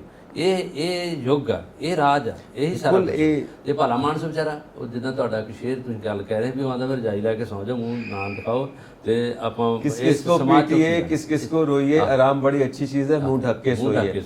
ਇਹ ਲੋਕ ਕਹਿੰਦੇ ਸਿਆਣੇ, ਉਹ ਸਿਆਣੇ ਇਹੀ ਕਹਿੰਦੇ ਨੇ ਵੀ ਤੁਸੀਂ ਆਂਦੇ ਵੀ ਜੋ ਟੱਕੀ ਰਿਜਣ ਦਿਓ, ਟੱਕੀ ਰਿਜਣ ਦਾ ਮਤਲਬ ਹੁੰਦਾ ਵੀ ਇਹਦੀ ਹਵਾੜ ਬਾਹਰ ਨਾ ਆਵੇ, ਪਤਾ ਨਾ ਲੱਗੇ। ਟੱਕੀ ਰਿਜਣ ਦਾ ਮਤਲਬ ਜੋ ਕੁਝ ਬਣ ਰਿਹਾ ਪਤਾ ਤਾਂ ਸਾਰੇ ਲੋਕਾਂ ਨੂੰ ਹੁੰਦਾ, ਇਹਦੇ ਵਿੱਚ ਕੀ ਬਣ ਰਿਹਾ, ਕਾਹਦੀ ਸਬਜ਼ੀ ਬਣ ਰਹੀ ਹੈ, ਕਿੱਦਾਂ ਵਰਤਾਈ ਜਾਣੀ ਹੈ, ਕਿਹਨੇ ਕਿਹਨੇ ਖਾਣੀ ਹੈ, ਉਹ ਸਾਰਾ ਲਕੂਨਾ ਤਾਂ ਲੋਕਾਂ ਕੋਲ ਹੁੰਦਾ, ਪਰ ਲੋਕ ਇਸ ਕਰਕੇ ਨਹੀਂ ਸਾਹਮਣੇ ਆਉਂਦੇ। ਜਿਹੜੇ ਸੂਝਵਾਨ ਬੁੱਧੀਜੀਵ ਆ ਕਹਿੰਦੇ ਯਾਰ ਕਿਉਂ ਕੱਪੜੇ ਪਰਾਉਣੇ, ਸਹੀ ਗੱਲ ਹੈ। ਦੇਖੋ ਨਾ, ਕੱਪੜੇ ਪਰਾਉਣੇ ਕਿਉਂ, ਆਦੇ ਲਈ ਜਾਣਾ ਕਿਉਂ, ਤੱਕ ਜਿਹੜਾ ਬੰਦਾ ਤੁਹਾਡੀ ਹਾਂ 'ਚ ਹਾਂ ਮਿਲਾਈ ਜਾਵੇ ਉਹ ਠੀਕ, ਜਿਹਨੇ ਕੋਈ ਸਵਾਲ ਪੁੱਛ ਲਿਆ ਉਹਦੇ ਪਿੱਛੇ CBI ਲਾ ਦਿਓ, ਉਹਦੇ ਪਿੱਛੇ ED ਲਗਾ ਦਿਓ, ਉਹਨੂੰ ਦੇਸ਼ ਧਰੋਹੀ ਘੋਸ਼ਿਤ ਕਰ ਦਿਓ। ਇਸੇ ਤਰ੍ਹਾਂ ਰਾਜ ਹੁੰਦੇ ਨੇ, ਇਸੇ ਤਰ੍ਹਾਂ ਕੁਰਸੀਆਂ ਸੰਭਾਲੀਆਂ ਜਾਂਦੀਆਂ ਨਾ, ਇਹ ਪਾਵਰ ਹੈ, how to get the power ਹੈ ਨਾ, ਤੁਸੀਂ ਕਿੱਦਾਂ ਆਪਣੇ ਆਪ ਨੂੰ, ਕਈ ਲੋਕ ਸਿਆਣੇ ਕਹਿੰਦੇ ਨੇ ਮਿਸਯੂਜ਼ ਆਫ ਪਾਵਰ, ਉਹੀ ਗੱਲ ਹੋ ਰਹੀ ਹੈ ਨਾ ਕੇਂਦਰੀ ਏਜੰਸੀਆਂ ਦੀ ਦੁਰਵਰਤੋਂ। ਸੋ ਇਹ ਨਵੀਆਂ ਗੱਲਾਂ ਦੇਖਣ ਨੂੰ ਮਿਲ ਰਹੀਆਂ ਸਾਡੇ ਦੇਸ਼ ਦੇ ਵਿੱਚ ਸਾਨੂੰ, ਜੋ ਸ਼ਾਇਦ ਪਹਿਲਾਂ ਹੋਈਆਂ ਹੋਣਗੀਆਂ ਤਾਂ ਉਸ ਲੈਵਲ ਤੇ ਨਹੀਂ ਹੋਈਆਂ ਹੋਣਗੀਆਂ, ਹੁਣ ਇਹ ਆਮ ਹੈ, ਜਾਂ ਫਿਰ ਕਹਿ ਦਿਓ ਮੀਡੀਆ ਨੇ ਇਹਨੂੰ ਆਮ ਕਰ ਦਿੱਤਾ, ਕਿਉਂਕਿ ਹਰ ਚੈਨਲ ਦੇ ਉੱਤੇ ਤੁਸੀਂ ਇਹ ਡਿਸਕਸ਼ਨਸ ਦੇਖਦੇ ਪਏ ਹੋ ਕਿ ਇਹ ਜਿਹੜੀਆਂ ਸੈਂਟਰ ਦੀਆਂ ਏਜੰਸੀਜ਼ ਨੇ ਜਾਂ ਸਟੇਟ ਦੀਆਂ ਏਜੰਸੀਜ਼ ਨੇ, ਜੋ ਇਹਨਾਂ ਦਾ ਕੰਮ ਹੈ ਉਹ ਨਾ ਕਰਕੇ ਕੋਈ ਹੋਰ ਹੀ ਕੰਮ ਇਹਨਾਂ ਨੂੰ ਲਾਇਆ ਹੋਇਆ। ਔਰ ਅਸੀਂ ਇਹ ਗੱਲ ਜਿਹੜੀ ਕੀਤੀ ਹੈ, ਜਿਹੜਾ ਪੁਆਇੰਟ ਲਿਆ ਵਾ, ਜਿਹੜੀ ਦੁਰਵਰਤੋਂ ਹੋ ਰਹੀ ਹੈ ਏਜੰਸੀਆਂ ਦੀ, ਇਹ ਮੀਡੀਆ ਜਾਂ ਅਸੀਂ ਜਾਂ ਤੁਸੀਂ, ਮੈਂ ਤਾਂ ਨਹੀਂ ਕਹਿ ਰਹੇ, ਅਸੀਂ ਨਹੀਂ ਕਹਿ ਰਹੇ, ਲੋਕ ਕਹਿ ਰਹੇ ਆ ਜਾਂ ਵਿਰੋਧੀ ਪਾਰਟੀਆਂ ਕਹਿ ਰਹੀਆਂ, ਉਹ ਇਸੇ ਕਰਕੇ ਕਹਿ ਰਹੀਆਂ ਕਿ ਉਹ ਚੱਲ ਰਹੀਆਂ। ਬਿਲਕੁਲ ਵਿਰੋਧੀ, ਮੇਰੇ ਤਾਂ ਇਦਾਂ ਦਾ ਕੋਈ ਕੇਸ ਨਹੀਂ ਹੋਗਾ ਤਾਂ ਨਾ ਕਰਨਗੇ, ਜਾਂ ਜਨਤਾ ਤੇ ਆਮ ਕਾਮਨ ਪੀਪਲ ਨੂੰ ਇਦਾਂ ਦਾ ਨਹੀਂ ਹੈਗਾ। ਇਹ ਉਹ ਹੈਗਾ ਜਿਹੜੇ ਅੱਗੇ ਚੱਲ ਰਹੇ ਆ, ਜਿਹੜੇ ਉਹਨਾਂ ਨੂੰ ਰੋਕ ਰਹੇ ਆ, ਜਾਂ ਉਹਨਾਂ ਦੀਆਂ ਜਿਹੜੀਆਂ ਪਾਲਿਸੀਆਂ ਬਣੀਆਂ ਉਹਨਾਂ ਦਾ ਦੁਰਵਰਤੋਂ ਦਾ ਜਿਹੜਾ ਉਹਨਾਂ ਨੂੰ ਦੇ ਰਹੇ ਸੰਦੇਸ਼ ਵੀ ਆਹ ਤੁਸੀਂ ਕੀ ਕਰ ਰਹੇ ਜੀ, ਉਹ ਬਿਲਕੁਲ ਠੀਕ ਹੈ। ਉਹ ਤਾਂ ਹੀ ਗਏ ਨੇ ਰਾਸ਼ਟਰਪਤੀ ਸਾਹਿਬਾ ਕੋਲ, ਵਿਰੋਧੀ ਧਿਰ ਗਏ ਨੇ ਤੇ ਆਪਣਾ ਇੱਕ ਮੰਗ ਪੱਤਰ ਸੌਂਪ ਕੇ ਆਏ ਨੇ ਕਿ ਬਈ ਇਹਦੇ ਉੱਤੇ ਨਜ਼ਰਸਾਨੀ ਕਰੋ ਤੇ ਸਾਡਾ ਕਲਿਆਣ ਕਰੋ, ਇਹ ਜਿਹੜੀ ਦੁਰਵਰਤੋਂ ਹੋ ਰਹੀ ਹੈ ਇਹਨੂੰ ਰੋਕੋ। ਇਹ ਤਾਂ ਉਹਨਾਂ ਨੂੰ ਕਹਿਣਾ, ਕਿਉਂਕਿ ਪਾਵਰ ਉਹਨਾਂ ਕੋਲ ਹੈ, ਪਾਵਰ ਉਹਨਾਂ ਕੋਲ ਹੈ। ਸੋ ਆਪਾਂ ਅੱਗੇ ਵਧਦੇ ਹਾਂ ਜੀ।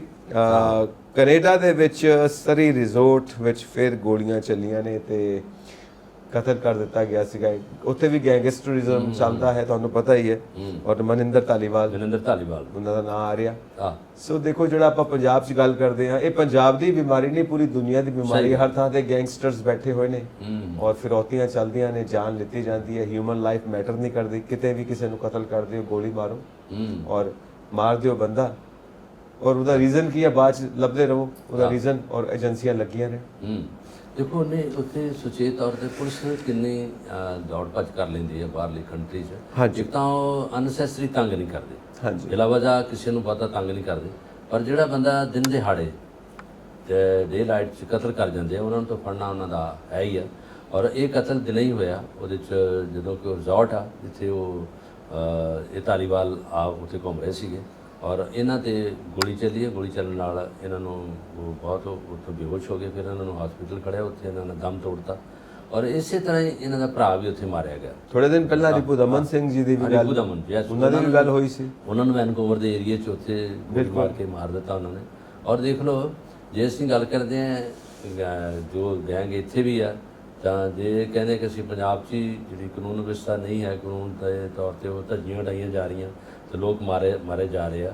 ਗੈਂਗਵਾਦ ਹਰ ਜਗ੍ਹਾ ਹੀ ਹੈ, ਕਿਤੇ ਜਿੱਥੇ ਖਲੋਤੇ ਅਸੀਂ ਉੱਥੇ ਵੀ ਹੁੰਦਾ। ਔਰ ਇਹ ਮਨਿੰਦਰ ਧਾਲੀਵਾਲ ਤੇ ਵੀ ਇਹ ਲੱਗਦਾ ਰਿਹਾ ਕਿ ਵੀ ਉਸ ਕਿਸੇ ਗਰੁੱਪ ਸੀਗਾ, ਇੱਕ ਇਹਨੇ ਉਹਨਾਂ ਨਾਲ ਕਈ ਗੱਠਜੋੜ ਕੀਤੇ ਆ ਔਰ ਇਹਦੇ ਪਿੱਛੇ ਲੱਗੇ ਸੀ ਉਹ। ਭਾਵੇਂ ਕਿਤੇ ਵੀ ਪਹੁੰਚ ਜੇ, ਕਿਤੇ ਵੀ ਬੰਦਾ ਚੱਲ ਜਾਂਦਾ, ਉਹਦੇ ਮਗਰ ਤਾਂ ਜਾਂਦੇ ਹੀ ਆ। ਹੁਣ ਜੋ ਵੀ ਪੰਜਾਬ 'ਚ ਹੁੰਦਾ ਰਿਹਾ ਹੈ ਨਾ, ਉਹਦੇ 'ਚ ਜਦੋਂ ਸਿੱਧੂ ਮੂਸੇਵਾਲ ਦਾ ਕਤਲ ਹੋਇਆ, ਉਹਦੇ ਵਿੱਚ ਕਈ ਤਾਰਾਂ ਜੁੜਦੀਆਂ ਸੀਗੀਆਂ। ਕੈਨੇਡਾ ਤੋਂ ਵੀ ਦੇਖਿਆ ਰਿਹਾ, ਜਿਹੜਾ ਬਿਸ਼ਨੋਈ ਆ, ਲਾਰੈਂਸ ਬਿਸ਼ਨੋਈ, ਇਹਦੀ ਵੀ ਉੱਥੇ ਕੋਈ ਬਣਦੀਆਂ ਸੀ ਸਾਰੀਆਂ ਲਿੰਕ ਨੇ। ਔਰ ਇਹ ਗੱਲਾਂ ਅਮਰੀਕਾ 'ਚ ਵੀ ਰਹੀਆਂ ਔਰ ਕੈਨੇਡਾ 'ਚ ਵੀ ਰਹੀਆਂ, ਕਿਉਂਕਿ ਹੁਣ ਜਿਹੜੇ ਬੰਦੇ ਫੜੇ ਆ, ਇਹ ਬਿਲਕੁਲ ਉਹਦਾ ਸਿੱਟਾ ਕੱਢਿਆ ਉਹਨਾਂ ਨੇ। ਜਿਹੜੇ 5 ਬੰਦੇ ਫੜੇ ਆ ਕੈਨੇਡਾ ਦੀ ਪੁਲਿਸ ਨੇ, ਉਹਦੇ 'ਚ 2 ਪੰਜਾਬੀ ਆ, ਤੇ ਉਹਦੇ ਵਿੱਚ ਉਹ ਸਾਰੇ ਮੁੰਡੇ ਜਿਹੜੇ ਆ ਉਹ ਹੁਣ ਬਕਣਗੇ ਵੀ ਸਾਡੇ ਵਿੱਚ ਕੀ ਸੀਗਾ, ਸੀ ਇਹਨੂੰ ਕਿਉਂ ਮਾਰਿਆ ਗਿਆ ਔਰ ਇਹਦੇ ਵਿੱਚ ਕਿਸ ਗਰੁੱਪ ਦਾ, ਜਿਹੜੇ ਗੈਂਗ ਜਿਹੜੇ ਉਹਨਾਂ ਦੇ ਗਰੁੱਪ ਹੈ, ਉਹਨਾਂ ਦੀ ਲੌਬੀ ਆ, ਉਹਦਾ ਕਿਹਦਾ ਹੱਥ ਹੈਗਾ। ਔਰ ਇਹ ਦੇਖੋ ਜਿਹੜੇ ਕੰਟਰੀ ਇਹਨੇ ਡਿਵੈਲਪ ਹੋ ਚੁੱਕੇ ਆ, ਜਿੱਥੇ ਇੰਨਾ ਕੁਛ ਉੱਥੇ ਹਿਊਮਨ ਦੇ ਪ੍ਰਤੀ ਇੰਨਾ ਵਧੀਆ ਸੋਚ ਆ, ਉੱਥੇ ਜਾ ਕੇ ਵੀ ਸਾਡੇ ਜਿਹੜੇ ਗੈਂਗ ਦੇ ਵਿੱਚ ਉਹ ਰਲੇ ਨੇ ਮੁੰਡੇ ਜਾਂ ਜਿਹੜੇ ਇਹਨਾਂ ਨੇ ਗਰੁੱਪ ਬਣਾਏ ਆ, ਉਹ ਉੱਥੇ ਵੀ ਨਹੀਂ ਟਲਦੇ, ਉੱਥੇ ਵੀ ਇਹੋ ਕੰਮ ਕਰੀ ਜਾ ਰਹੇ ਆ। ਇਹੀ ਗੱਲ ਅਮਰੀਕਾ 'ਚ ਵੀ ਹੁੰਦੀ ਰਹੀ ਹੈ। ਅਮਰੀਕਾ ਦੇ ਤੇ ਖੁਦ ਉੱਥੋਂ ਦੇ ਲੋਕ ਜਿਹੜੇ ਨੇ ਉਹੀ ਸਕੂਲਾਂ 'ਚ ਜਾ ਕੇ ਗੋਲੀਆਂ ਚਲਾ ਦਿੰਦੇ ਆ, ਉਹੀ ਜਾ ਕੇ ਮਸੀਤਾਂ ਮੰਦਰਾਂ 'ਚ ਜਾ ਕੇ ਗੋਲੀਆਂ ਉਹ ਇੱਕ ਅਲੱਗ ਐਸਪੈਕਟ ਆ। ਇਹ ਤਾਂ ਗੈਂਗਸਟਰਸ ਨੇ। ਗੋਲਡੀ ਬਰਾੜ ਦੀ ਗੱਲ ਆਈ ਸੀ, ਉਹ ਵੀ ਕੈਨੇਡਾ ਦੇ ਵਿੱਚ ਸੈਟਲ। ਮਤਲਬ ਅਸੀਂ ਦੇਖ ਰਹੇ ਹਾਂ ਨਾ ਕਿ ਜਿਹੜਾ ਆਰਗੇਨਾਈਜ਼ਡ ਕ੍ਰਾਈਮ ਆ, ਹੈ ਨਾ, ਇੱਕ ਪੈਰਲਲ ਗਵਰਨਮੈਂਟ ਚੱਲਦੀ ਹੈ, ਤਾਂ ਉਹ ਹਰ ਕੰਟਰੀ ਦੇ ਵਿੱਚ ਮੈਂ ਇਹੀ ਗੱਲ ਕਰ ਰਿਹਾ ਸੀ। ਔਰ ਉਹਨਾਂ ਦਾ ਨੈਟਵਰਕ ਇੰਨਾ ਜ਼ਬਰਦਸਤ ਆ, ਕਿਉਂਕਿ ਅਸੀਂ ਇਹ ਵੀ ਦੇਖਦੇ ਹਾਂ ਕਿ ਪੰਜਾਬ ਦੇ ਕਈ ਗੈਂਗਸਟਰਸ ਉਹਨਾਂ ਦੇ ਨਾਲ ਲਿੰਕ ਕਰਕੇ ਨੈਟਵਰਕ ਬਣਾਉਣਾ ਚਾਹੁੰਦੇ ਨੇ, ਠੀਕ ਹੈ ਨਾ। ਔਰ ਇੱਕ ਗੈਂਗ ਦੇ ਵਿੱਚ 500 ਤੋਂ 600 ਬੰਦਾ ਕੰਮ ਕਰਦਾ। ਬਿਲਕੁਲ, ਉਹਨਾਂ ਦਾ ਪੈਸਾ ਕਿੱਥੋਂ ਆਉਂਦਾ, ਉਹ ਗੁਜ਼ਾਰਾ ਕਿਵੇਂ ਕਰਦੇ ਨੇ, ਸੋਚਣ ਦੀਆਂ ਗੱਲਾਂ ਨੇ। ਕਿਤੋਂ ਨਾ ਕਿਤੋਂ ਤਾਂ ਆਉਂਦਾ ਹੀ ਹੋਏਗਾ। ਔਰ ਕਿਤੋਂ ਨਾ ਕਿਤੋਂ ਇਹ ਸਭ ਸੋਰਸਿਸ ਇਕੱਠੇ ਕਰਕੇ ਜੋ ਆਪਣੇ ਖਰਚੇ ਵੀ ਚਲਾਉਂਦੇ ਨੇ ਔਰ ਉਸ ਤੋਂ ਬਾਅਦ ਵਾਰਦਾਤਾਂ ਵੀ ਕਰਦੇ ਨੇ। ਕੌਣ ਨੇ ਜੋ ਇਹਨਾਂ ਨੂੰ ਸਪੋਰਟ ਕਰਦੇ ਨੇ? ਕਿਸੇ ਦੀ ਸ਼ਹਿ ਤੇ ਤਾਂ ਇਹ ਪਲਦੇ ਪਏ ਨੇ, ਕਿਉਂਕਿ ਬਿਨਾਂ ਪ੍ਰੋਟੈਕਸ਼ਨ ਤੋਂ, ਬਿਨਾਂ ਸ਼ਹਿ ਤੋਂ ਕੋਈ ਵੀ ਗਰੁੱਪ ਅੱਜ ਦੀ ਦੁਨੀਆ ਦੇ ਵਿੱਚ ਕੰਮ ਨਹੀਂ ਕਰ ਸਕਦਾ। ਅਸੀਂ ਸਾਰੇ ਜਾਣਦੇ ਹਾਂ ਇਹ ਬਿਜ਼ਨਸ ਹੈ ਇੱਕ ਤਰ੍ਹਾਂ ਦਾ ਇਹਨਾਂ ਦਾ, ਇਲੀਗਲ ਬਿਜ਼ਨਸ ਹੈ। ਹਰ ਕੰਟਰੀ ਸਕੈਟਰਡ ਆ, ਹਰ ਜਗ੍ਹਾ ਇਹ ਪਾਏ ਜਾਂਦੇ ਆ। ਜਿਸ ਤਰ੍ਹਾਂ ਹੁਣ ਖਾਲਿਸਤਾਨ ਦੇ ਨਾਅਰੇ ਲਿਖਣ ਵਾਲੇ ਜਿਹੜੇ ਪੜ੍ਹੇ ਮੁੰਡੇ ਨੇ, ਉਹਨਾਂ ਨੇ ਗ੍ਰਿਫਤਾਰ ਕੀਤੇ ਆ। ਉਹ ਦੱਸਦੇ ਕਿ ਅਸੀਂ ਇੰਨਾ ਪੈਸਾ ਲੈਂਦੇ ਰਹੇ ਹਾਂ, ਸਾਨੂੰ ਕਿਹਾ ਫਲਾਨੀ ਕੰਧ 'ਤੇ ਲਿਖਦੇ, ਫਲਾਨੀ ਕੰਧ 'ਤੇ ਲਿਖਦੇ। ਉਹਦੇ ਏਜੰਸੀ ਦੇ ਮਾਲਕ ਵੀ ਤਾਂ ਇੱਥੇ ਇੰਗਲੈਂਡ 'ਚ ਬੈਠੇ ਆ, ਗੁਰਪਤਵੰਤ ਪੰਨੂ ਉਹਨਾਂ ਦਾ ਨਾਮ ਆ, ਉਹਦੇ ਨਾਲ ਹੋਇਆ। ਔਰ ਤੁਸੀਂ ਗੱਲ ਕੀਤੀ ਪੈਸੇ ਦੀ, ਜਿਹੜਾ ਪੈਸਾ ਆ ਰਿਹਾ ਉਹਨਾਂ ਏਜੰਸੀਆਂ ਦੇ ਰਾਹੀਂ ਉਹਨਾਂ ਕੰਮ ਕਰਾਉਣ ਵਾਲਿਆਂ 'ਤੇ ਦਿੱਤਾ ਜਾਂਦਾ, ਉਹਨਾਂ ਨੂੰ ਵੰਡਿਆ ਜਾਂਦਾ। ਤਾਂ ਹੀ ਕੰਮ ਕਰਦੇ ਨੇ। ਤੇ ਕੌਣ ਜਾਨ ਤਾਲੀ ਤੇ ਧਰ ਕੇ ਜਾ ਕੇ ਤੇ ਆਪਣੇ ਨਾਅਰੇ ਲਿਖੂਗਾ ਤੇ ਕਿੱਥੇ ਪੁਲਿਸ ਵਾਲੇ ਜਾ ਕੇ ਹੱਥੀਂ ਚੜ੍ਹ ਜੂਗਾ। ਪੈਸਾ ਕੰਮ ਕਰਾਉਂਦਾ ਔਰ ਪੈਸਾ ਉਹਨਾਂ ਕੋਲ ਆਉਂਦਾ ਵਾ, ਜਿਹਦੇ 'ਚ ਉਹਨਾਂ ਨੇ ਕਿਹਾ ਹੈਗਾ ਕਿ ਜਿਹੜੇ ਇਹ 'ਚੋਂ ਸਕੈਨਰ ਜਾਂ ਜਿਹੜੇ ਕੱਢਣੇ ਆ, ਉਹਦੇ ਲਈ ਮਸ਼ੀਨ ਲਿਆਓ। ਮਸ਼ੀਨ ਲਿਆਉਣ ਲਈ ਉਹਨਾਂ ਨੇ ਦਿੱਲੀ ਕੰਟੈਕਟ ਕੀਤਾ, ਉਹਦਾ ਪੈਸਾ ਵੀ ਉੱਥੋਂ ਆ ਗਿਆ ਔਰ ਸਾਰਾ ਕੁਛ ਆਉਂਦਾ। ਪਰ ਲੋਕਾਂ ਦੇ ਭਲੇ ਲਈ ਪੈਸਾ ਨਹੀਂ ਆ ਸਕਦਾ। ਜਿਹੜਾ ਬੁਰੇ ਦੀ ਸੋਚ ਆ, ਜਿਹਦੇ ਵਿੱਚ ਕੋਈ ਨੁਕਸਾਨ ਪਹੁੰਚਣਾ ਲੋਕਾਂ ਨੂੰ, ਉਹਦੇ ਲਈ ਪੈਸਾ ਝੱਟ ਆ ਜਾਂਦਾ, ਹਰ ਕੰਟਰੀ 'ਚੋਂ ਆ ਜਾਂਦਾ, ਫੰਡਿੰਗ ਆਉਂਦੀ ਹੈ, ਸਾਰਾ ਕੁਛ ਆਉਂਦਾ। ਔਰ ਜੇ ਕੋਈ ਸਰਬੱਤ ਦੇ ਭਲੇ ਲਈ ਪੈਸਾ ਵਰਤਣਾ ਚਾਹੁਣ, ਚੰਗਾ ਕੰਮ ਕਰਨ, ਬੱਚਿਆਂ ਦੀ ਪੜ੍ਹਾਈ ਦੇ ਕੰਮ ਕਰਨ, ਉਹਨਾਂ ਦੇ ਸਕੂਲਾਂ ਦੀ ਕਿਤਾਬਾਂ ਲਿਆ ਕੇ ਦੇਣ, ਸਾਰਾ ਕੁਛ ਕਰਨ, ਇਹ ਕਿੰਨੀ ਭਲੇ ਦੀ ਗੱਲ ਹੈ। ਪਰ ਕਈ ਵਾਰੀ ਨੈਗੇਟਿਵਿਟੀ ਜਿਹੜੀ ਹੈ ਨਾ, ਇਹ ਬੜਾ ਕੁਛ ਕਰ ਦਿੰਦੀ ਹੈ। ਜਵਾਨ ਮੁੰਡੇ ਮਰ ਰਹੇ ਹੈ ਨਾ, ਗੈਂਗਵਾਦ ਪੈਦਾ ਹੋ ਗਿਆ। ਔਰ ਤੁਹਾਡੀ ਗੱਲ ਜਿਹੜੀ ਹੁਣੇ ਹੋਈ ਹੈ ਕਿ ਗੈਂਗਵਾਦ ਸਿਰਫ ਪੰਜਾਬ ਦੀ ਇੱਕ ਧਰਤੀ ਤੋਂ ਨਹੀਂ ਉੱਠਿਆ, ਇਹਦੀਆਂ ਬ੍ਰਾਂਚਾਂ ਸਾਰੇ ਪਾਸੇ, ਇਹਦੀਆਂ ਟਾਹਣੀਆਂ ਜਿਹੜੀਆਂ ਸਾਰੇ ਪਾਸੇ ਖਿਲ ਰਹੀਆਂ ਪਈਆਂ। ਬੇਰੁਜ਼ਗਾਰੀ ਆ, ਔਰ ਇਹ ਬੇਰੁਜ਼ਗਾਰਾਂ ਨੂੰ ਕੰਮ ਦਿੱਤਾ ਹੋਇਆ।